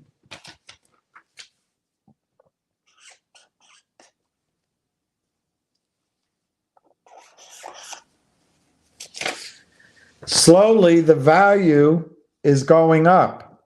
And this is where we are on this value curve. Exxon, Pioneer was around a long time. But Exxon is buying Pioneer.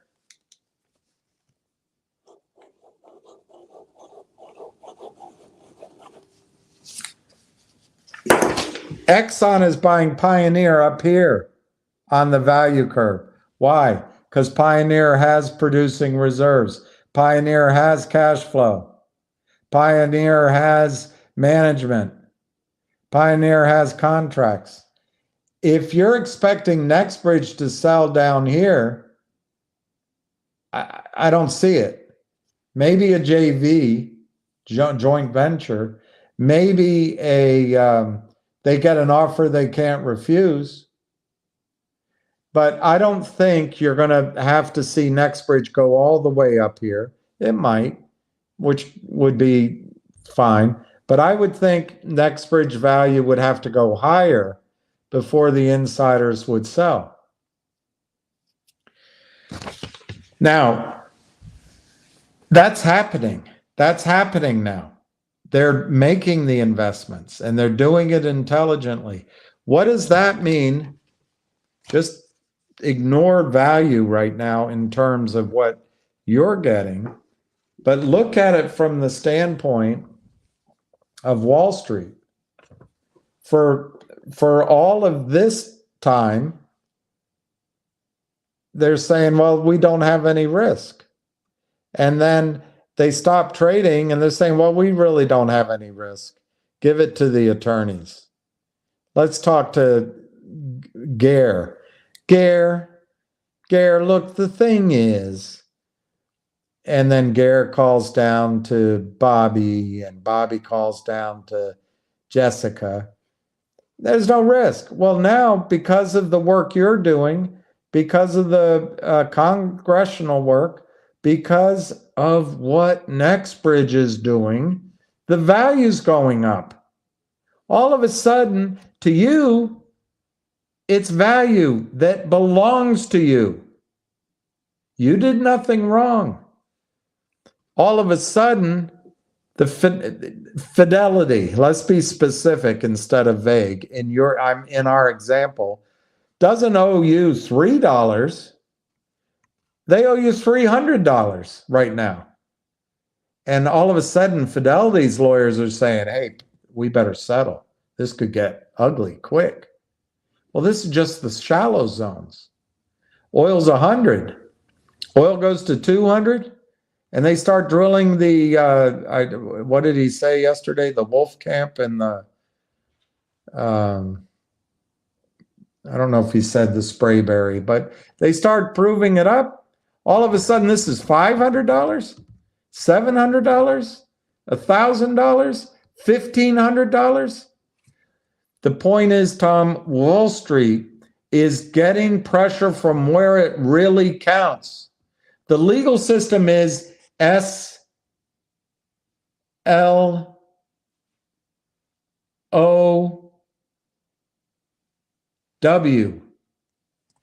But when this starts happening, and Fidelity's looking at losses in tens of billions of dollars, whatever it is, it's all an example, they settled it up. That's a financial settlement, not a legal settlement. I think that's coming very soon, Tom. I'm not promising it, but I'll give you my reasons why. Nextbridge is moving forward. The value is going up. I haven't seen an engineering report. We need that, but I bet they have. The amount of shares oversold is known. Fidelity knows how many shares went to AST. They know how many of your shares are fake. In my case, E-Trade knows, Morgan Stanley knows. They know it. They don't want to tell you, but they know it. So they can calculate What the engineering, and I'm sure the lawyers have shared it, the lawyers for, let's say McCabe has his own attorney, and he's battling Fidelity. I'm making it up. I don't talk to McCabe. But McCabe brings the Netherland and Sewell reserve report to the attorney for Fidelity. They know it. They know how many shares that they have to pay for. They can't walk away from it unless they want to go to jail and go out of business. They can't walk away from it. And they know what the value in the value, they know two things. They know the amount of reserves in the ground, and they have consultant studies, probably provided from McCabe's attorneys, saying what other companies are paying for oil in the ground right now. So the attorney for Fidelity is going, we're short, I don't know, 20 million shares, 25 million shares. And right now, it looks like those shares are worth $300 each. And if we don't settle and lose in court, we could lose legal fees and we could lose time, suffering. So now I'm gonna show to you what my arithmetic is terrible. We could be out $750 million.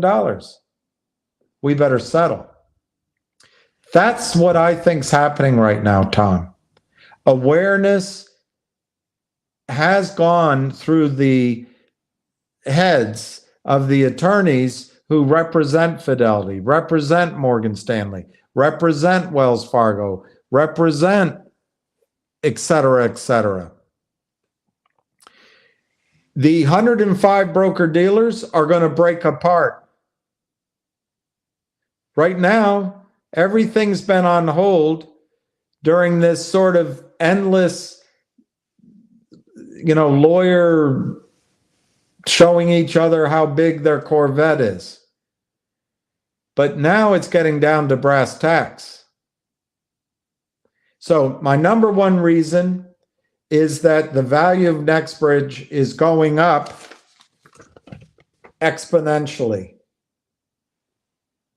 Exxon is paying arithmetic returns to buy Pioneer. Nextbridge is in its exponential growth period. This scares the bejesus out of prime brokers, short sellers, and broker dealers who are on the hook. Number one reason.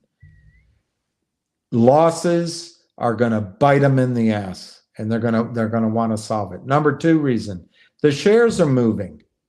The shares weren't moving before. I tried. I couldn't get my shares. Then all of a sudden they're moving.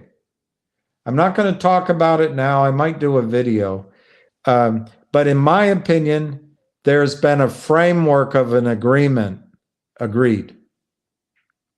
And I have a sense of what might be happening.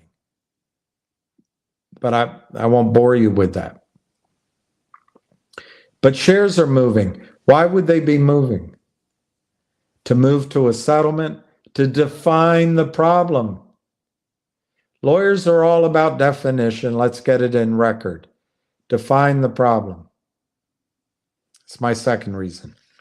Third reason. It's October. You got November, December. If they can come up with an approved settlement, which will have to go to you, have to go to everybody. I don't really agree with Ham that it will be a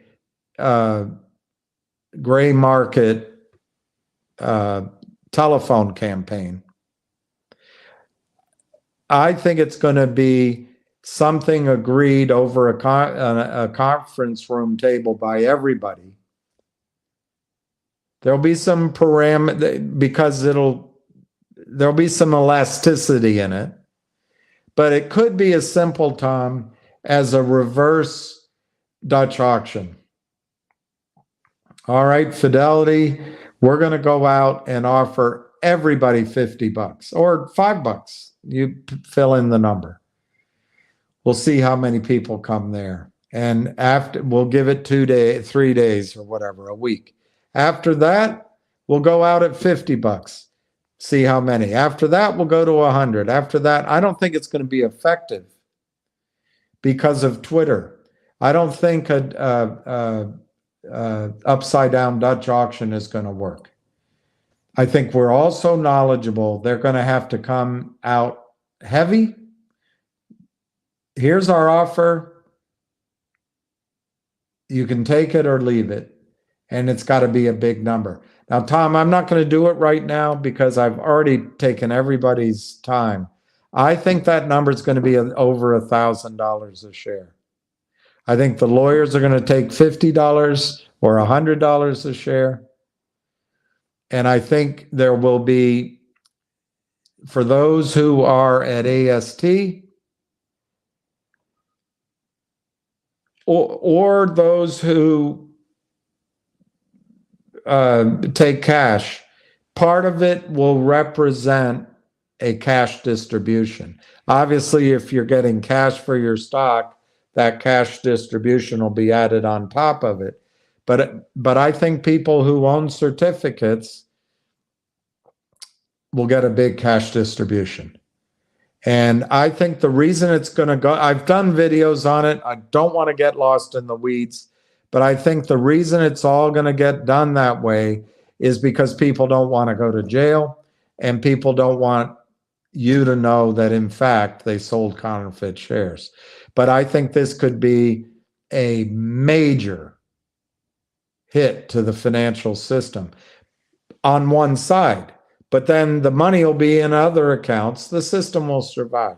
So, Tom, I'm losing my clarity. My clarity is the stock is in motion. That leads me to believe the certificates are in motion. That leads me to believe negotiations are in motion too.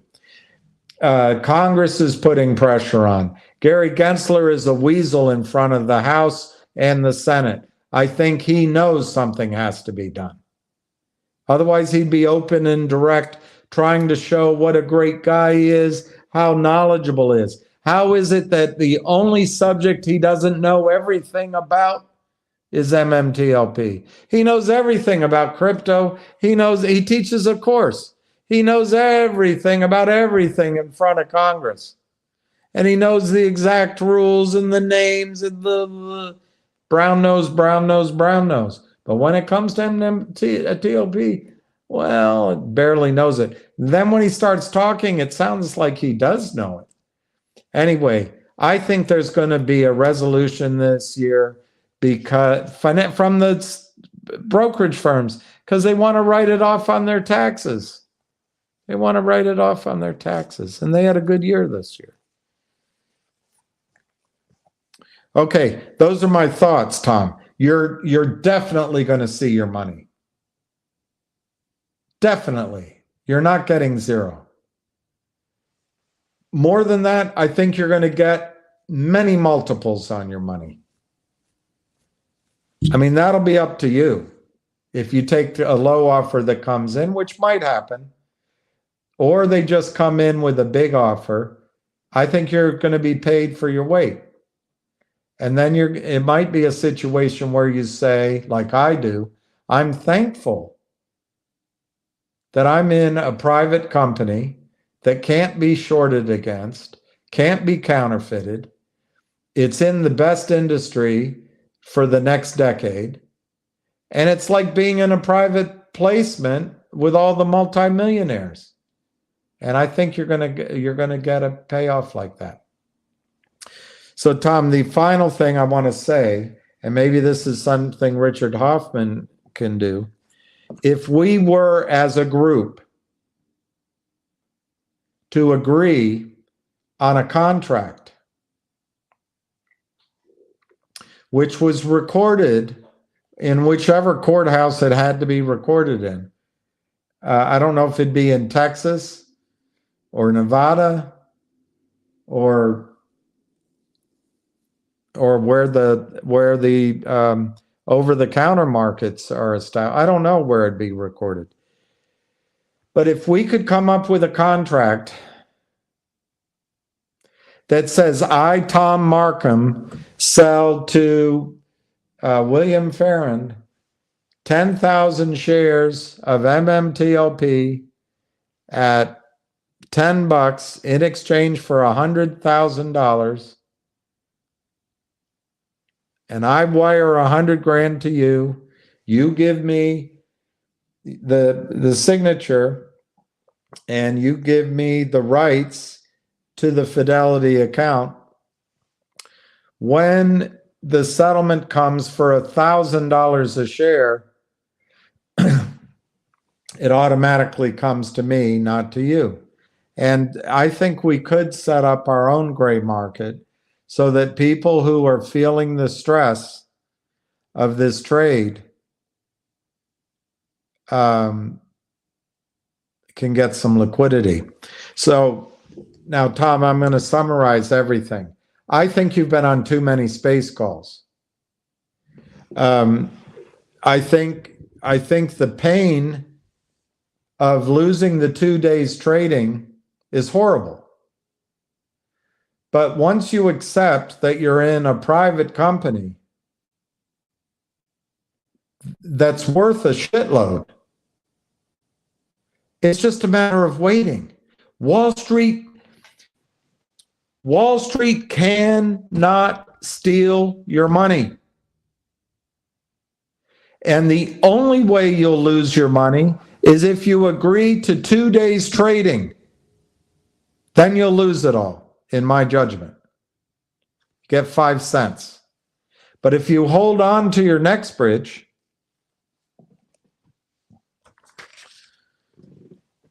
I wasn't ready for this tonight. I don't have anything to write on. All right. Let me just write on this.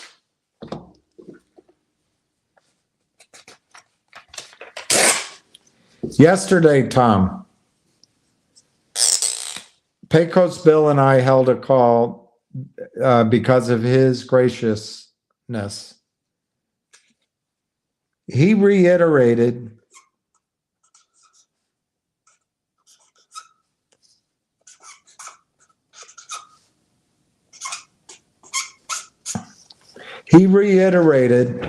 that he is comfortable that Nextbridge owns 3.2 billion barrels of oil net to them. Now, he didn't talk about what's recoverable. He didn't talk about the cost of maybe water disposal, but he did give me some indication of the finding and lifting costs. And let me write that down for you.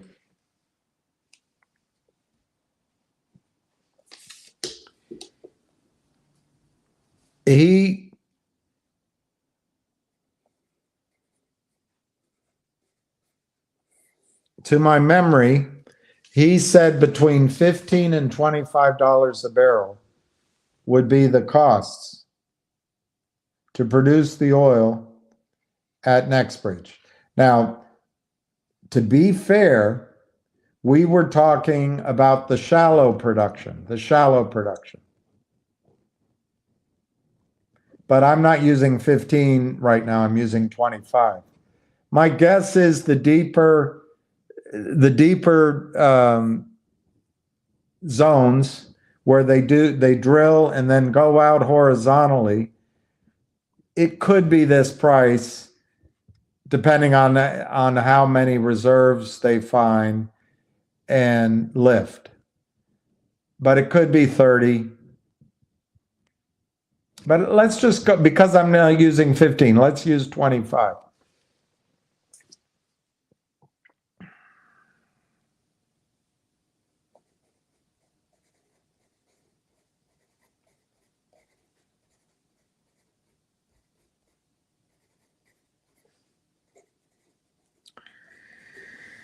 Let's use $75 a barrel of oil.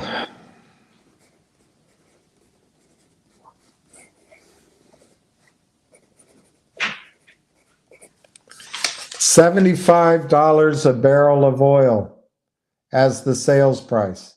Oil right now, WTI,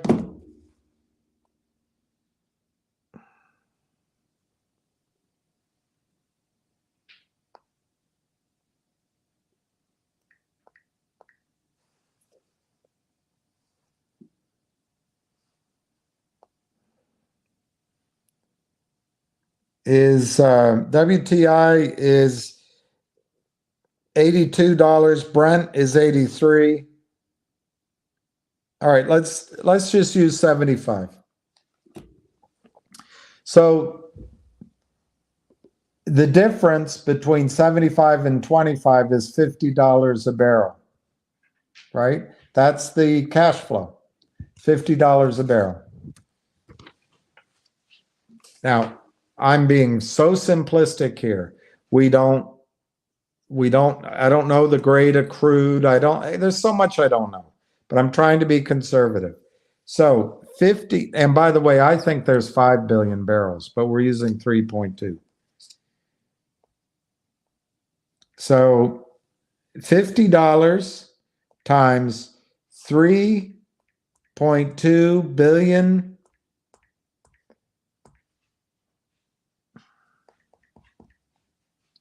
barrels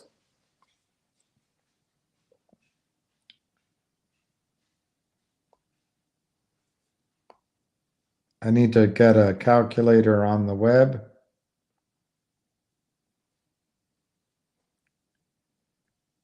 Okay. 3, that doesn't work.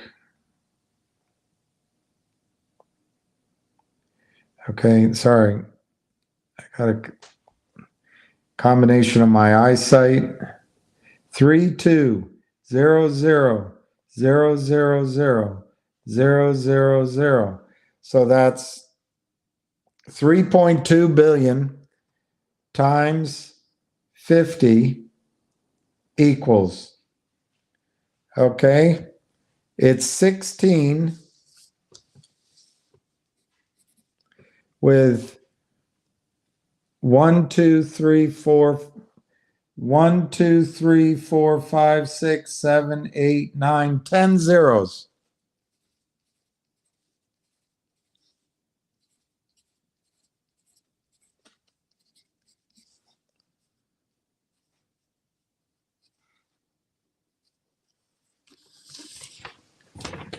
That's the revenue, which would come over time.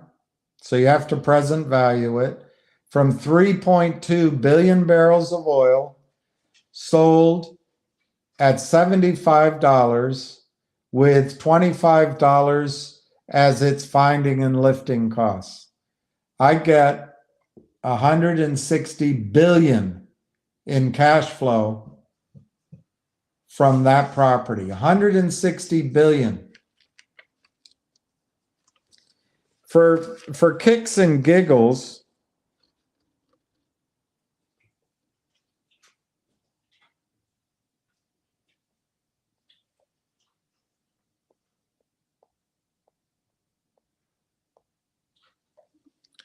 I just divided it by 165 million shares, 969. It's $1,000 a share. It's $1,000. If these numbers are correct, maybe my $1,000 is too high, but I don't want to go through the $1,000. I stand by it right now. Anyway, Tom, this would be produced over many, many years, and it's $160 billion worth of cash flow. I think oil's going to be over $100. Could be double this. I think it's going to be more oil. This doesn't count the natural gas. This doesn't count the value of the water. This doesn't account accumulating other acreage. It doesn't count acquiring other companies. But anyway, that's one way, I hope, of assuring you. I haven't seen the engineering report, but oil men down there believe this number. It has value. Your investment is valuable. Now, the other thing I did with 3.2 billion barrels,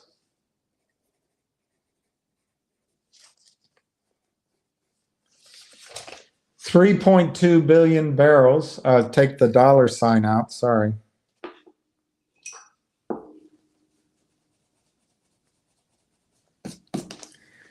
I think the barrels are, I think the barrels are higher than that. So then I ask, what would an acquirer be willing to pay for oil in the ground? And remember, an acquirer can offer stock and cash. So let's use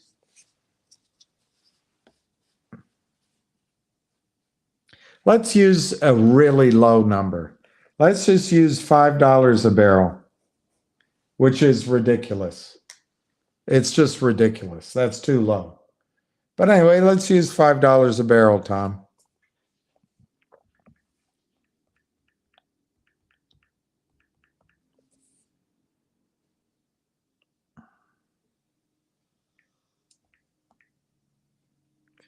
That is, I'm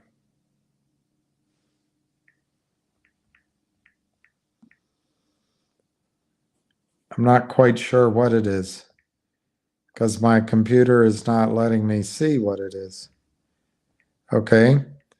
So we'll multiply it by 5. That's 160 something. It's probably 16 billion. I don't know. We'll find out here in a second. And let's divide it by 165 million shares.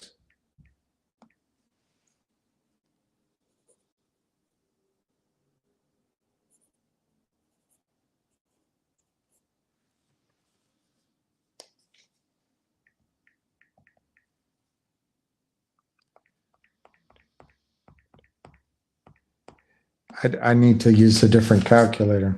I'm sorry. It takes so long. All right, so clear. Okay.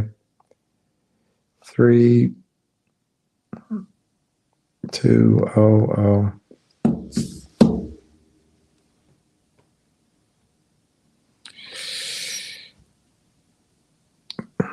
Sorry, Tom. It's so slow. Okay, 1, 2, 3, 1, 2, 3, one more. 3.2 billion times 5 equals 16 billion. Divide 16 billion by 165 million shares.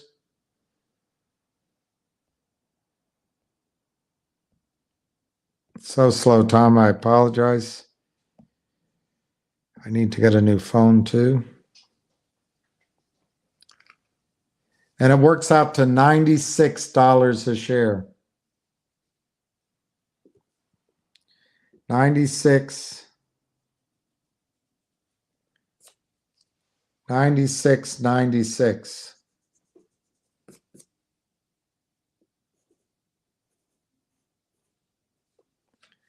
So at $10,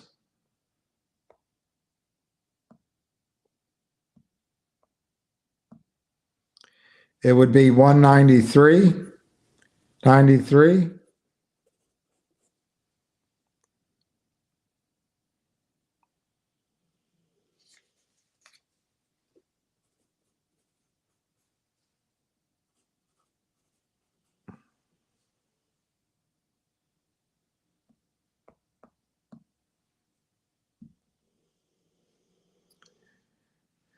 Okay. So Tom, using two very low numbers, if an acquirer paid $5 for oil in the ground, that would be so low on this value creation curve, it'd be down here. But if they paid $5, you'd get $96 a share.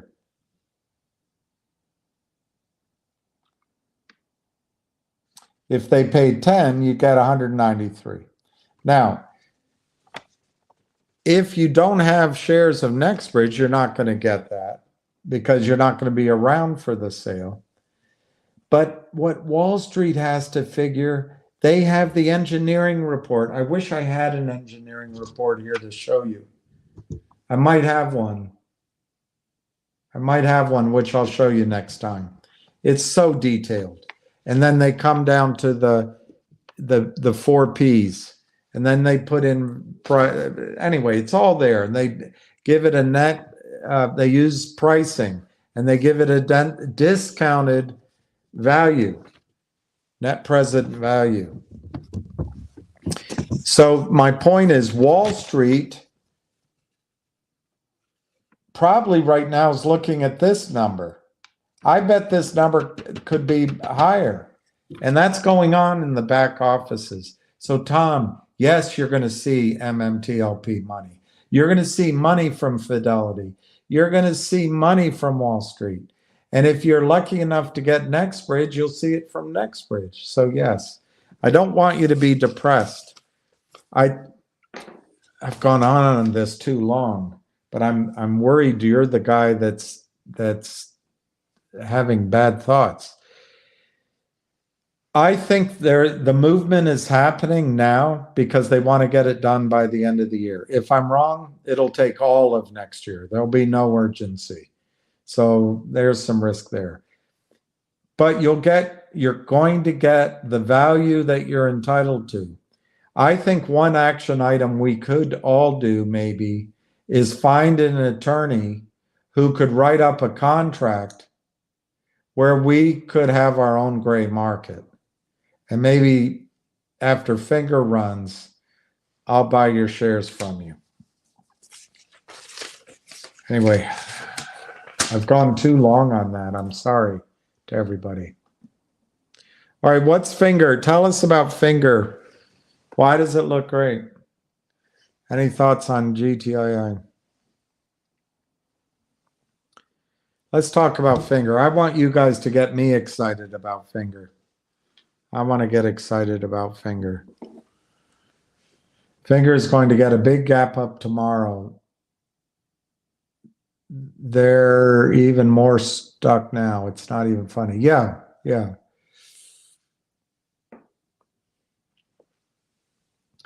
The short, I think so, Lauren. Finger moving more to the upside could possibly. Oh, I think GTII will move with Finger, and I think Finger could really rip tomorrow. What I think's going to happen at 4 a.m., 5 a.m., 6 a.m. pre-market, they're going to try to have the stock down or flat. And then in the opening time, they're going to try. I'm not sure it's going to be successful. That one gentleman Ham talked about today, who they suggested that he sell a stock. He said, no, I'm not going to. I'm going to buy more. That's what's going to happen tomorrow. That guy's going to buy. Whoever's working in the back office who is making the phone calls to buy stock, it's been all weekend, and they've probably been down at Harry's bar and they told a friend, hey, you know what's going on? Finger's in trouble. The short's in trouble, not the stock. So you could really get a dramatic move tomorrow. I have a feeling that tomorrow it'll be a stair-step move, like 7, 8, 9. And then they'll fight it. And then Wednesday, maybe it's still, it's back and forth a bit. Tuesday, I mean, then maybe Wednesday it goes. More short interest now than back in October of last year. If you believe the numbers, I do, but you're right. It's Lauren, when I first got involved in Finger, I think it was 4 million shares naked short. And if Ham were here and he said, no, it was 2 million, or he said, no, it was 6 million, I would say, oh yeah, that's right. But my memory was 4 million short. There might have been 10 million or so in the float with the potential of like 20 or something, 25. And that was going to be the greatest squeeze ever. Well, last year, I remember it. I think I still have copies of it. In 10 days, they sold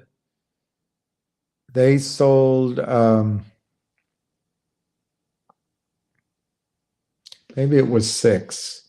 Anyway, they sold something like 104 million shares in 10 days that didn't exist. Now people say, oh, well, that doesn't count the buy-ins. There was no buy-in. It went from 9 to 1. So that's 95. And now it's potentially, I mean, that was 105 or 110 total. It could be double that right now. But just ignore all that. Just say it's just 5 or 10 million shares. And they have to buy it back and no one's selling.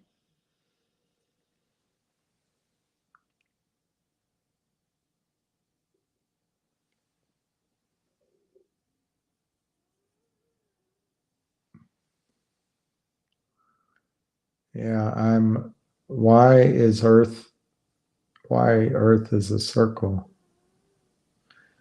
I know there's an answer, and I saw a video, but it really does interest me. Why most of the planets are circular. I guess over eons they smooth out, but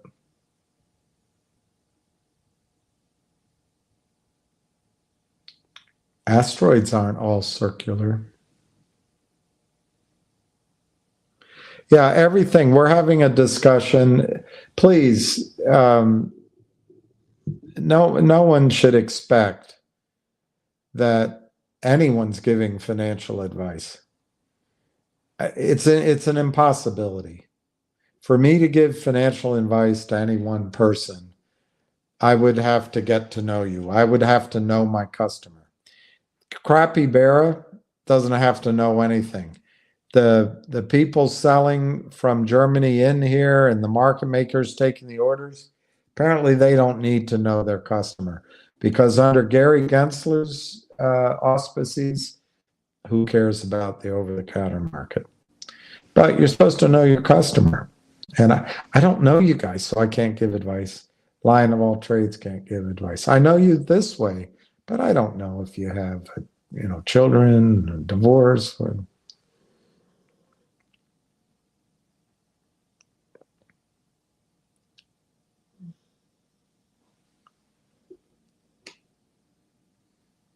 okay, here's Lauren. We crossed daily MACD after the massive short and got 3 white shoulders. That's a bullish pattern. It's always good to get 3 white soldiers. I don't know what it means. In my opinion, finger moving, I agree with that. Finger's going to have a big gap tomorrow. I agree with that.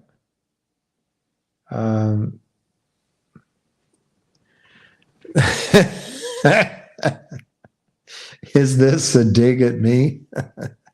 I I wish I weren't listening to this jerk. I'd rather listen to Tony.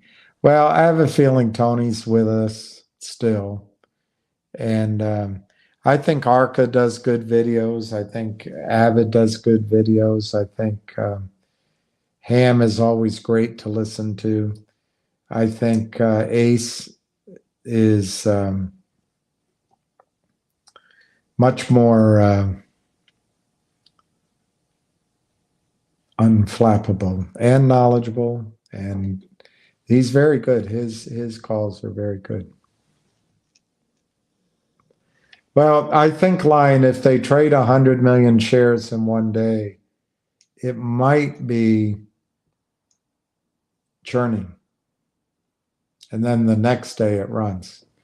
I looked at some of the other charts, but I don't know. We'll find out. I agree. Prison time would be great. Remember that 73 million shares were traded. Are you talking about Finger? 73 million? I never saw a day where there was that much trading. I must be out of it. Joseph Perez. It is all a complete fraud. I think they need to just remove the over-the-counter market from the SEC, put in a different regulatory regime, follow the same rules, allow investment banks, small investment banks, one in Savannah, Georgia, one in Richmond, one in DC, to start making markets, maybe one-man shops. Maybe it grows to be a 50-man shop. Maybe it grows to be 1,000 brokers. But just go back to having true markets, true market makers. Bring back the uptick rule. I would love to buy an exchange where there's no short, there's no naked shorting. And maybe the only way you can do and make that happen is for over-the-counter stocks. You must have your shares in the account before you can sell. Further, maybe you make everything physical certificates. If you want to play the game, it's got to be physical. Maybe. Does anyone expect a significant run-up in GTII this month? I can run down the whole story again. I just feel like I pressed my luck with MMTLP. I just find it pointless because we've discussed it so many times. But management at GTII is on your side. They've had a chance to sell you out like COSM did, I'd say at least a dozen times. They haven't done it. Everything we've said all along is still going forward, except for the 1-800 law firm. Didn't happen, which I told you I didn't think it would after a point. Trento Mine is out there. That could come in and surprise you. Not if the bond market collapses, but that could surprise you. I'm too tired to go through it all. There's a dozen things that could come from off stage to make GTII suddenly run. But for the time being,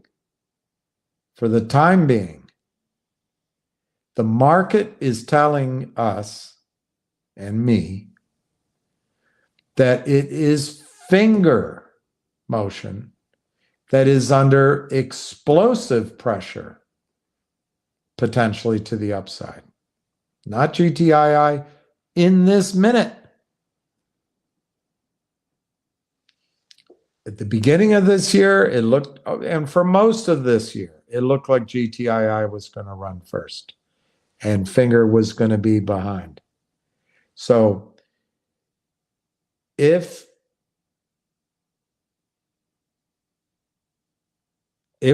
maybe we should just have a special call on GTII, separate the two.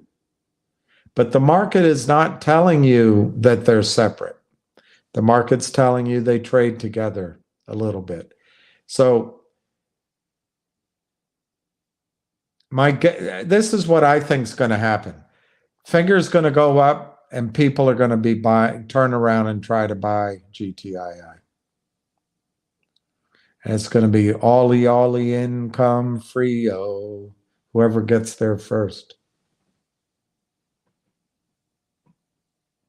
0 shares to borrow. Let's speculate it's a lighter oil. That's it, Thomas. I think what's going to happen, I think the oil number is going to double, and it doesn't include the natural gas, which is certainly going to go up. And the oil in place could be much higher. And then they're going to have to build in to the price they pay non-dilution. They're going to have to build in paying for attorneys. They're going to have to build in paying for the suffering, which is self-evident. And they might have to pay in for the opportunity cost of those 2 trading days, because it's possible that everybody that's hurting could have made a small fortune on that Friday and that Monday. Why did they stop trading unless they they must have thought so. So I think it's a big number, the settlement, the financial settlement. If it goes through the legal process, it could take years, but the settlement could be bloody massive if it's the legal process. Problem is the lawyers will take a lot of it. I mean, if it goes for several years, the legal fees are going to dwarf, in my opinion, they're going to dwarf what Angelos made on tobacco or asbestos, whichever one. I've got to learn math. I know. I just can't. It's the zeros in my head, and particularly when I'm tired.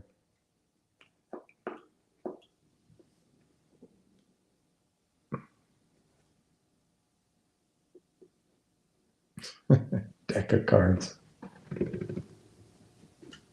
I threw most of my cards away. I still have this deck. I threw 3 of them away.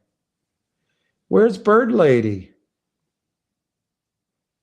I'm going to try to reach her. Maybe she can do a call and with me, and she can lead it and educate. I think she's good.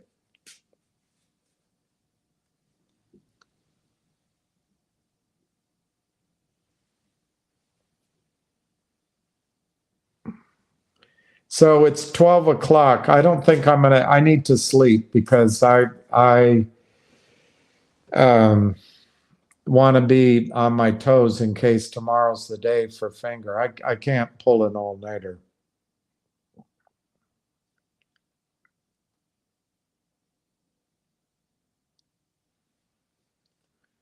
Why would she sell you out, Big Al? I don't think she'd sell you out. What, someone bought her stock from her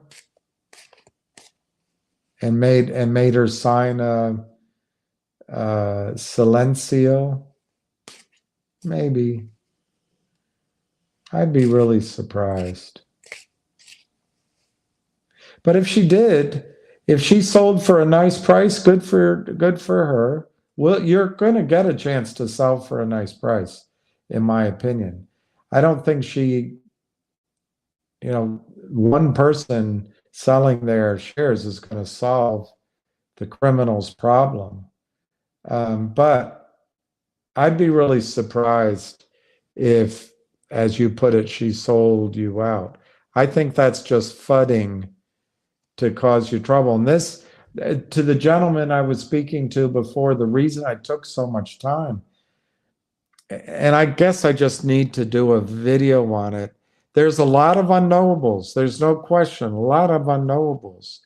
But they're keeping it in the dark so you're scared. They're the ones that are scared. They owe you, these brokerage firms have to give you the value of one share of Nextbridge, non-diluted, for your one share of MMTLP. They have to. Unless they want to go to jail, lose their company, they have to.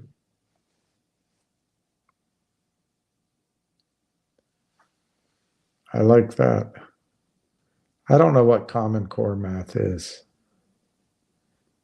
All right, Marcel. The stream goes on and on. No fees. Well, look, I think in this case with MMTLP, I didn't have to pay a fee. I don't recall having to pay one. It started out at some massive number, came down to 270, came down to like 65. And then when I finally called in, there was no fee. I strongly suggest everyone tell their broker, hey, you were supposed to deliver these shares Wednesday, December 15th or 14th. Maybe it was the following week. You could look it up. But you were supposed to deliver them to me. Why should I have to pay to have them delivered?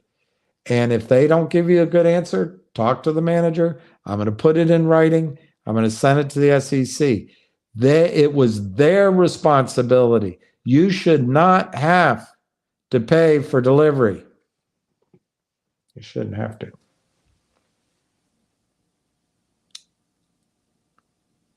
Cat zone. Oh, yeah, and taxes.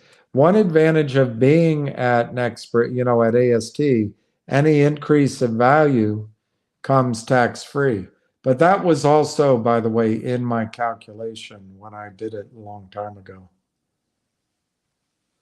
All right, I might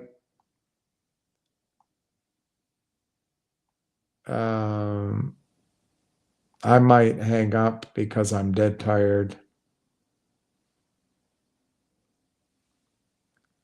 It'll come. Look, I think there's going to be a push to get it done by the end of the year for the tax reason that I said. But maybe it'll be next year.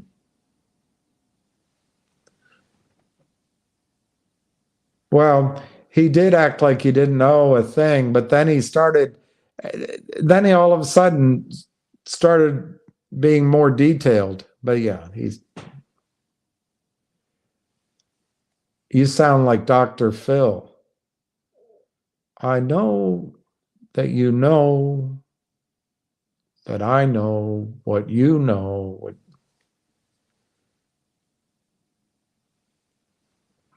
Makes no sense. If there's 5 times the shares that exist, how can they buy us out? That's why Big Al, that's why they haven't done it yet. That's why they haven't done it yet. The money.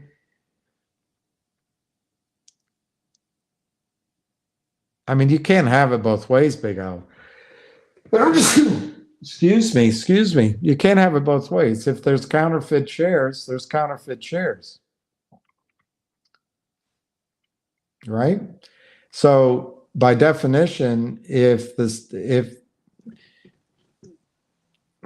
let's just be specific. If Fidelity sold 5 times the amount of shares that they have on the books, they either have to pay you for it or they have to buy it in. Well, we're not getting the short squeeze, so they have to pay you for it. It's just a fact. Unless they can scare you. And it won't be Fidelity. It'll be the criminals in some cases because they've tied up other assets. It'll be the prime broker where the credit balances are. Then it'll be Fidelity. Then it'll go up to the various layers, all the way up to the DTCC, and then they'll pay. It'll be the brokerage system. And then it'll probably be you paying it as a taxpayer. Don't know anything. Anything.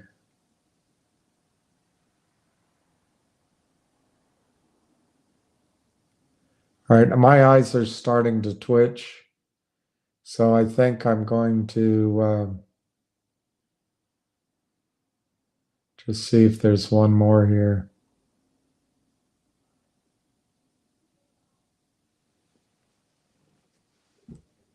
I want to show you. She's not here, but in honor of, oh, I hope it shows up here. I'm so tired. Here it is.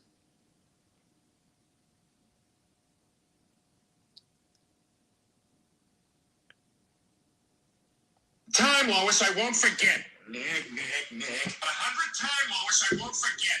Neg. 100 time, Lois, I won't forget. Neg. 100 time, Lois, I won't forget. Neg. 100 time, Lois, I won't forget. Neg. 100 time, Lois, I won't forget. Neg. 100 time, Lois, I won't forget. Neg. 100 time, Lois, I won't forget. Neg. Nag.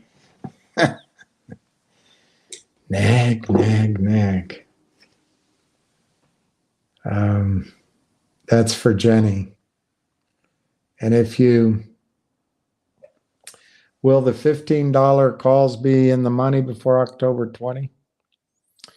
Well, I wish I'd seen that sooner. Yes, they could be, could be. But there's only 2 weeks, right? Which Ham would say is an eternity.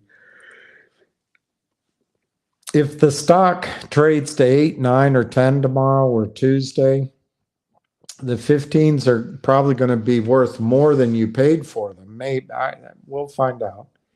And you might then have to make a decision. Do I sell them and buy Novembers, fewer Novembers? Do I sell them and buy the same number that's a higher strike price and then keep some cash so I can buy the Novembers in 2 weeks? Or they might open up higher strike prices and I'll take my profit and double the number that I own at a higher strike price. But what I'm trying to say to you, Hustle and Heart, is yes, this stock could really run. But if it doesn't, the premiums will start disappearing and the 15s won't be worth anything even by Friday. So if there's some movement up, be willing to take some profits off the table. Don't hold them forever.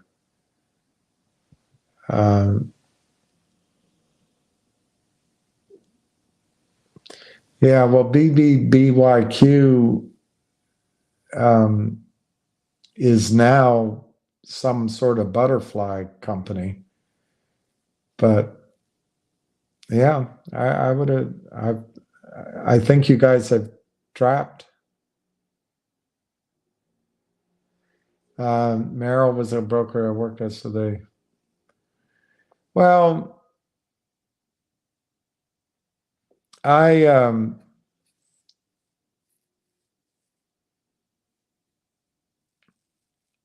disappointed I'm just disappointed in Wall Street. And I'm disappointed in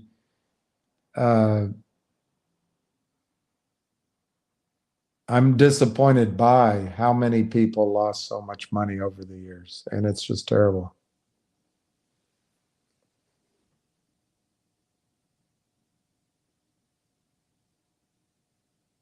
Yeah.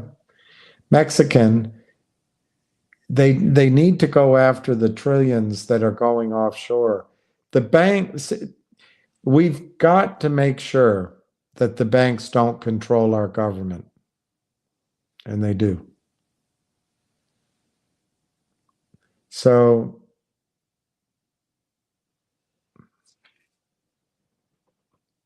I like your decision. I like your decision. It could be risky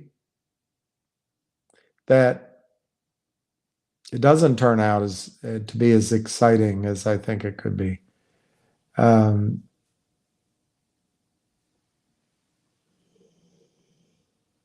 Any updates at all? I went through so many things. I'm not. Isn't that something? Why would we do that? Who's running our coverage? Who's running our?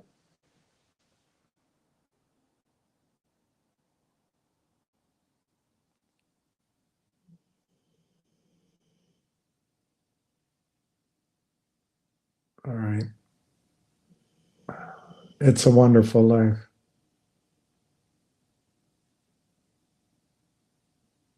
Bristol Myers acquiring what?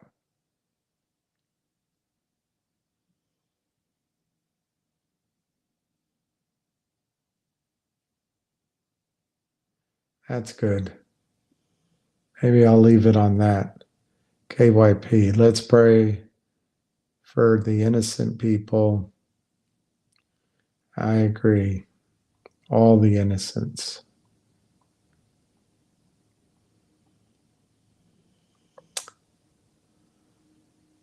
All right, I'm going to go. Oh, it's a butterfly merger.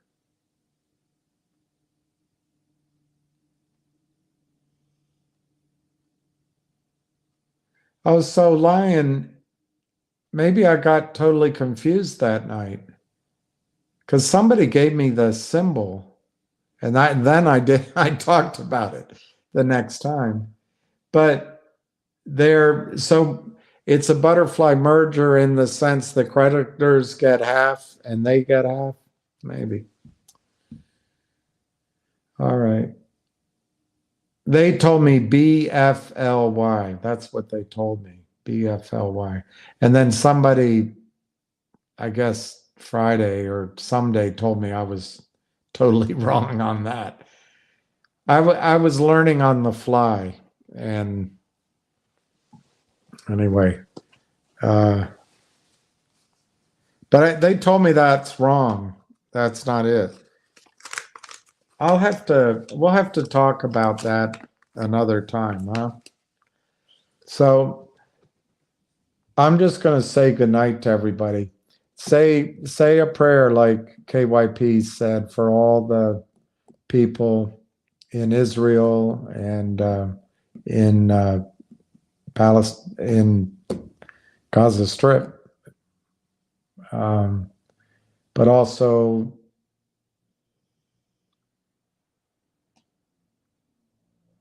I don't know if we're allowed to do it, but all the people in the wars around the world, just all the civilians, all the horror. But also say a prayer if you think for Jenny. And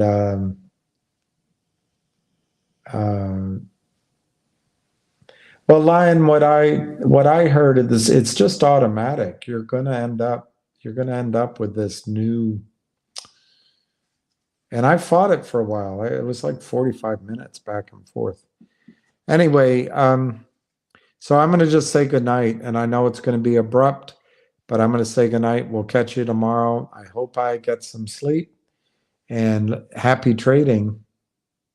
And I hope it's tomorrow. Good night.